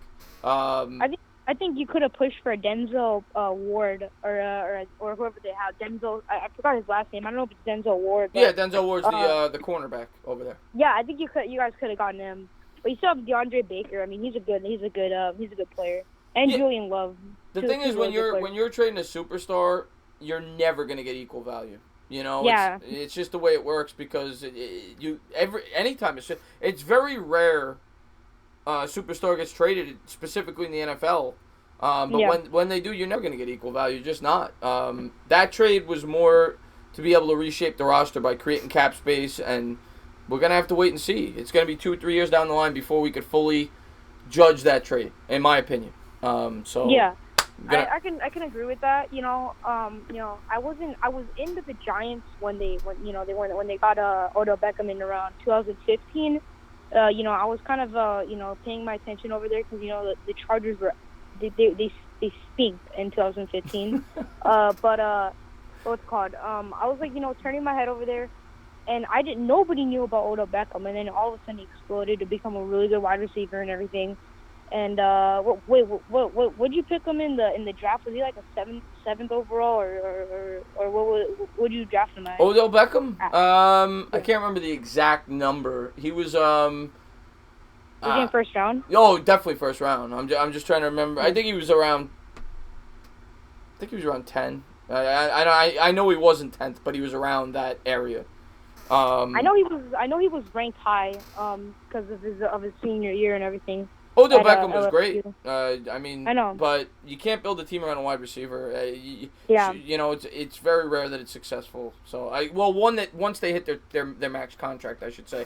Obviously, you could have a great receiver on a rookie contract, and be very successful. But that's just my take on it. And I see that Jelly Rice said they were the person. Jelly Rice, I will take your call. I will take one more call. I don't remember your number, but I will take your call after this, and then we're gonna call it night.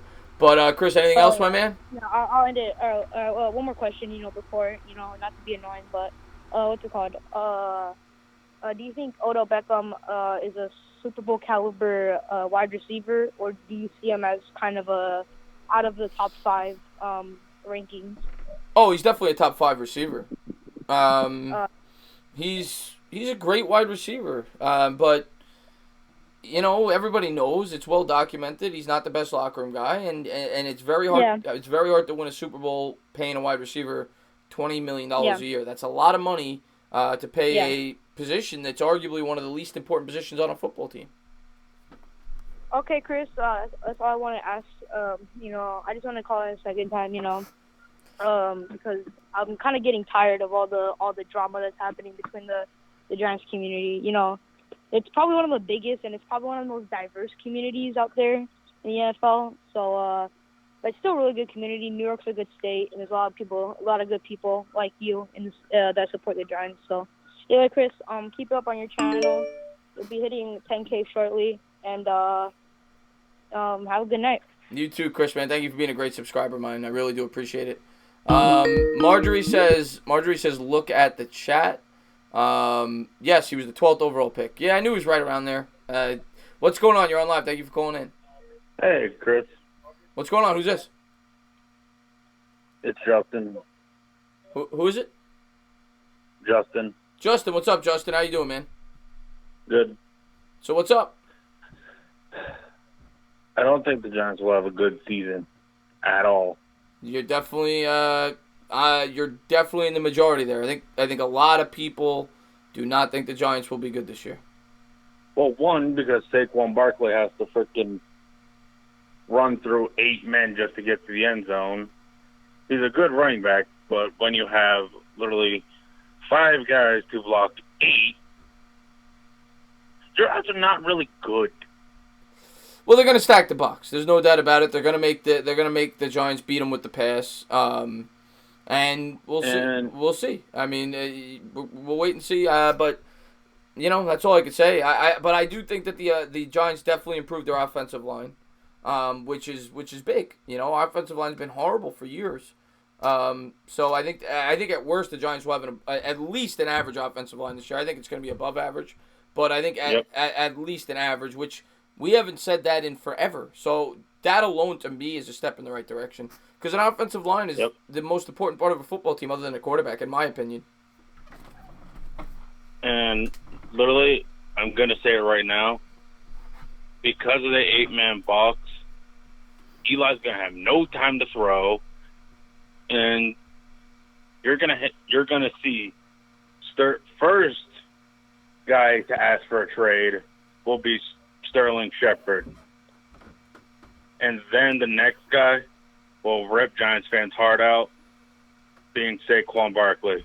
You've been very, very on the trade Saquon Barkley train since I've been on YouTube. I'm gonna be honest. I don't understand it. I don't know why you want to trade this guy. I don't. But he's going to want traded after getting mauled every game. I don't think Because so. he's I think he's happy to be here. I think he loves being a New York Giant. Barkley's never going to be the type of guy to complain. I don't get that from him. Yeah, being a nice guy, how much do you think he's going to take getting beaten and battered so much every single game? There's going to be a moment where this guy just snaps. And then the media will go, oh, this is what Odell Beckham taught you? And then it's going to be somehow correlated to Odell because for some reason it always has to frickin' bring up his name. Like, okay, what? I will see, man. I think the offense is going to revolve around Barkley for the next 7 or 8 years. I think the Giants drafted him second overall for that reason. And it's not Rome wasn't built in a day. I mean, me and Bad Dog always say it. You can't have 7 bad years of drafts and expect them to turn it around in 2 years. So I think Giants fans need to be patient, and I get it. You know, there was a lot of turnover this offseason. We traded away Odell Beckham. We traded away a lot or let go of a lot of players, Landon Collins being one of them. But I think you need to get him and get rid of the players he doesn't want on this team, and you need to let him bring in the players that he wants. And if at that point there hasn't been improvement, then you fire him. But I think we need to give him a couple more years. Yeah, but will Saquon and Shepard give him a couple more years? Because Shepard's been here a couple of years. Shepard just signed an extension. Only He's making $11 million a year for the Giants now. He's going to stay here. Yeah, but will money dictate a trade? Him requesting a trade? I don't think so. No passes because Eli is not a guy you want to put the game in his hands, because that's what's going to happen. Because Saquon's going to be fully rendered useless because there's going to be 8 men coming after him, tackling him every 5 seconds. It's like, all right, well, he's out of the game. Now I just have to deal with Golden Tate and Sterling Shepard. Well, you act like Golden Tate and Sterling Shepard are. I know they're not Odell Beckham, but they're not chopped liver. They're not, but they're not really going to scare the league like Saquon will. And Evan Ingram's not chopped liver either. I mean, they have weapons on this offense. No, I'm not even thinking about Evan Ingram because he's going to be rendered pretty much useless because there's going to be 8 people, so the tight ends are pretty much going to be out of the game for 2 other linemen. See, but here's my take on it. If they put 8 men in the box, I split Barkley out wide left, and somebody's going to get open. You know, you have a dual threat. You have a dual threat running back. They're not going to be able to stack the box the whole game. So Saquon Barkley will go from a running back to a wide receiver, the thing you basically drafted him to be, and then he just becomes a wide receiver. He's going to be a running back, obviously. But I'm saying that you have he's versatile, right? Where you could use him as a wide receiver. I think the Giants' offense. I'm more worried about the defense than the offense. I think the offense. I think the offense will be okay. I really do. I'm not saying they're going to be the Kansas City Chiefs, but I think the offense could be at least average this year. I'm much more worried about the defense. I'm worried about both sides of the ball. Well, not so much defense because that's just young guys trying to learn the league. The defense, I'm like, all right, these are just young guys trying to learn the league. Give them some slack. I'll just go whatever. Yeah. Well, we'll see, man. I always like talking to you because you always bring a different perspective. But I'm going to do a bold prediction right here. Go ahead. You're going to see week 5, Sterling Shepard request a trade. Week 7, Saquon will. I'm going to say that is completely off. There is no chance in hell Saquon Barkley will ever request a trade from the New York Giants. At least not right now. Maybe 3 years down the line if things aren't working out well, but not right now. There is no chance in hell. No chance. But I appreciate the bold prediction. You're going to see Sterling's going to be the first one to go off. What? Sterling's going to be the first one to just go off. I mean, what? But all right, let me ask you this because I'm enjoying having a little debate here. what gives you this idea? Because right now it seems as if everything's in sync with the Giants in terms of there's no, like, I think even it seems as if you're a big Odell Beckham fan, right? From what I've gathered, you were very upset they traded Beckham. Yes, because you were supposed to build this team around Saquon and Odell. Okay, you had the offensive pieces. Right. All you need was to get rid of Eli because we wasted his prime, which is kind of sad. I kind of like Eli, but it's done with Eli. We should have. I'm going to say this. How's my Teddy Bridgewater idea looking? Bad. Teddy Bridgewater's not a starting quarterback. Literally would have had this offensive line with a mobile quarterback who's only 26. Teddy Bridgewater's not mobile. He's not a mobile. Daniel Jones is more mobile than Teddy Bridgewater. He's 26, of course. But Daniel Jones is 20. Daniel Jones is 22. He's only not mobile because he had a knee injury. He never had 4.6 speed like Daniel Jones has. Ever. Well, Daniel Jones ranked. Oh God, what was his 40 time? Fuck. Daniel Jones ran a 4.6. 4.640. I literally looked.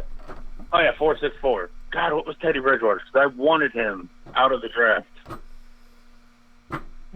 Yeah, I like this guy. But I mean, Daniel Jones is a much better athlete than Teddy Bridgewater ever was. But I'm gonna let you go, buddy, because it's getting late. But I just want to say thank you for the call. Always like debating with you. All right, bye. All right, my man. All right, guys, it is 9:49. I just want to say you guys were fantastic. You guys made it fun tonight. Thank you. And Marjorie was here the whole time. Dan F was here. Bye. Oh my. Poppy Goquan, Dylan Renner. Thank you guys for being here. This guy doesn't know what he's. Everybody's going on Justin. Mike Nixon, man, screw this Looney Tune. What a Looney Tune. And yeah, Bigger Mike was here the entire time. Bigger Mike is great. One of my best new subscribers. He is so active on my channel. I love that guy. Love that guy. Eagles UK was here. Yeah, all you guys were great. Thank you guys for being here. Luke UK was here. Dan F, you got a question? Go ahead, Dan F. Dan F, you got a question? Go ahead and ask it. Cushmaster was here the whole time as well. No, okay, yeah, Cushmaster. So I don't know where that. I'm gonna answer Dan F's question first, Cush, and then who you think? RJ Barrett. RJ Barrett. That's the answer. RJ Barrett. Oh, you're going back to the joke. Much love to you, Joe Hoffman. Thank you for tuning in. Yeah, Cushmaster. In terms of the Ron effect thing, I don't know where that came from. I went back and looked at the live stream because like 4 of my subscribers told me that he said that, I don't know if he said me specifically. Like somebody asked him to collaborate with me. And then he said like, I don't collaborate with people. As soon as my name was said, he said, I don't collaborate with people. They all talk shit about me. So I've never said a word about Ron Effect. So I don't know where that came from. I have no beef with Ron Effect. I know that he doesn't like to collaborate. I've known that since I've gotten on YouTube. But I respect his channel. I know he's a diehard Giants fan. I have no beef with Ron Effect. So there's no beef here. No beef here. Kemba Walker, I wouldn't hate that. I wouldn't hate that. But I don't think it's gonna happen because they could offer him $80 million more. But I just want to say thank you guys so much for being great subscribers. Kid Blue talk shit. I love Kid Blue. But guys, have a great night, man. Thank you guys for being here. And I'll talk to you guys soon. Have a good night.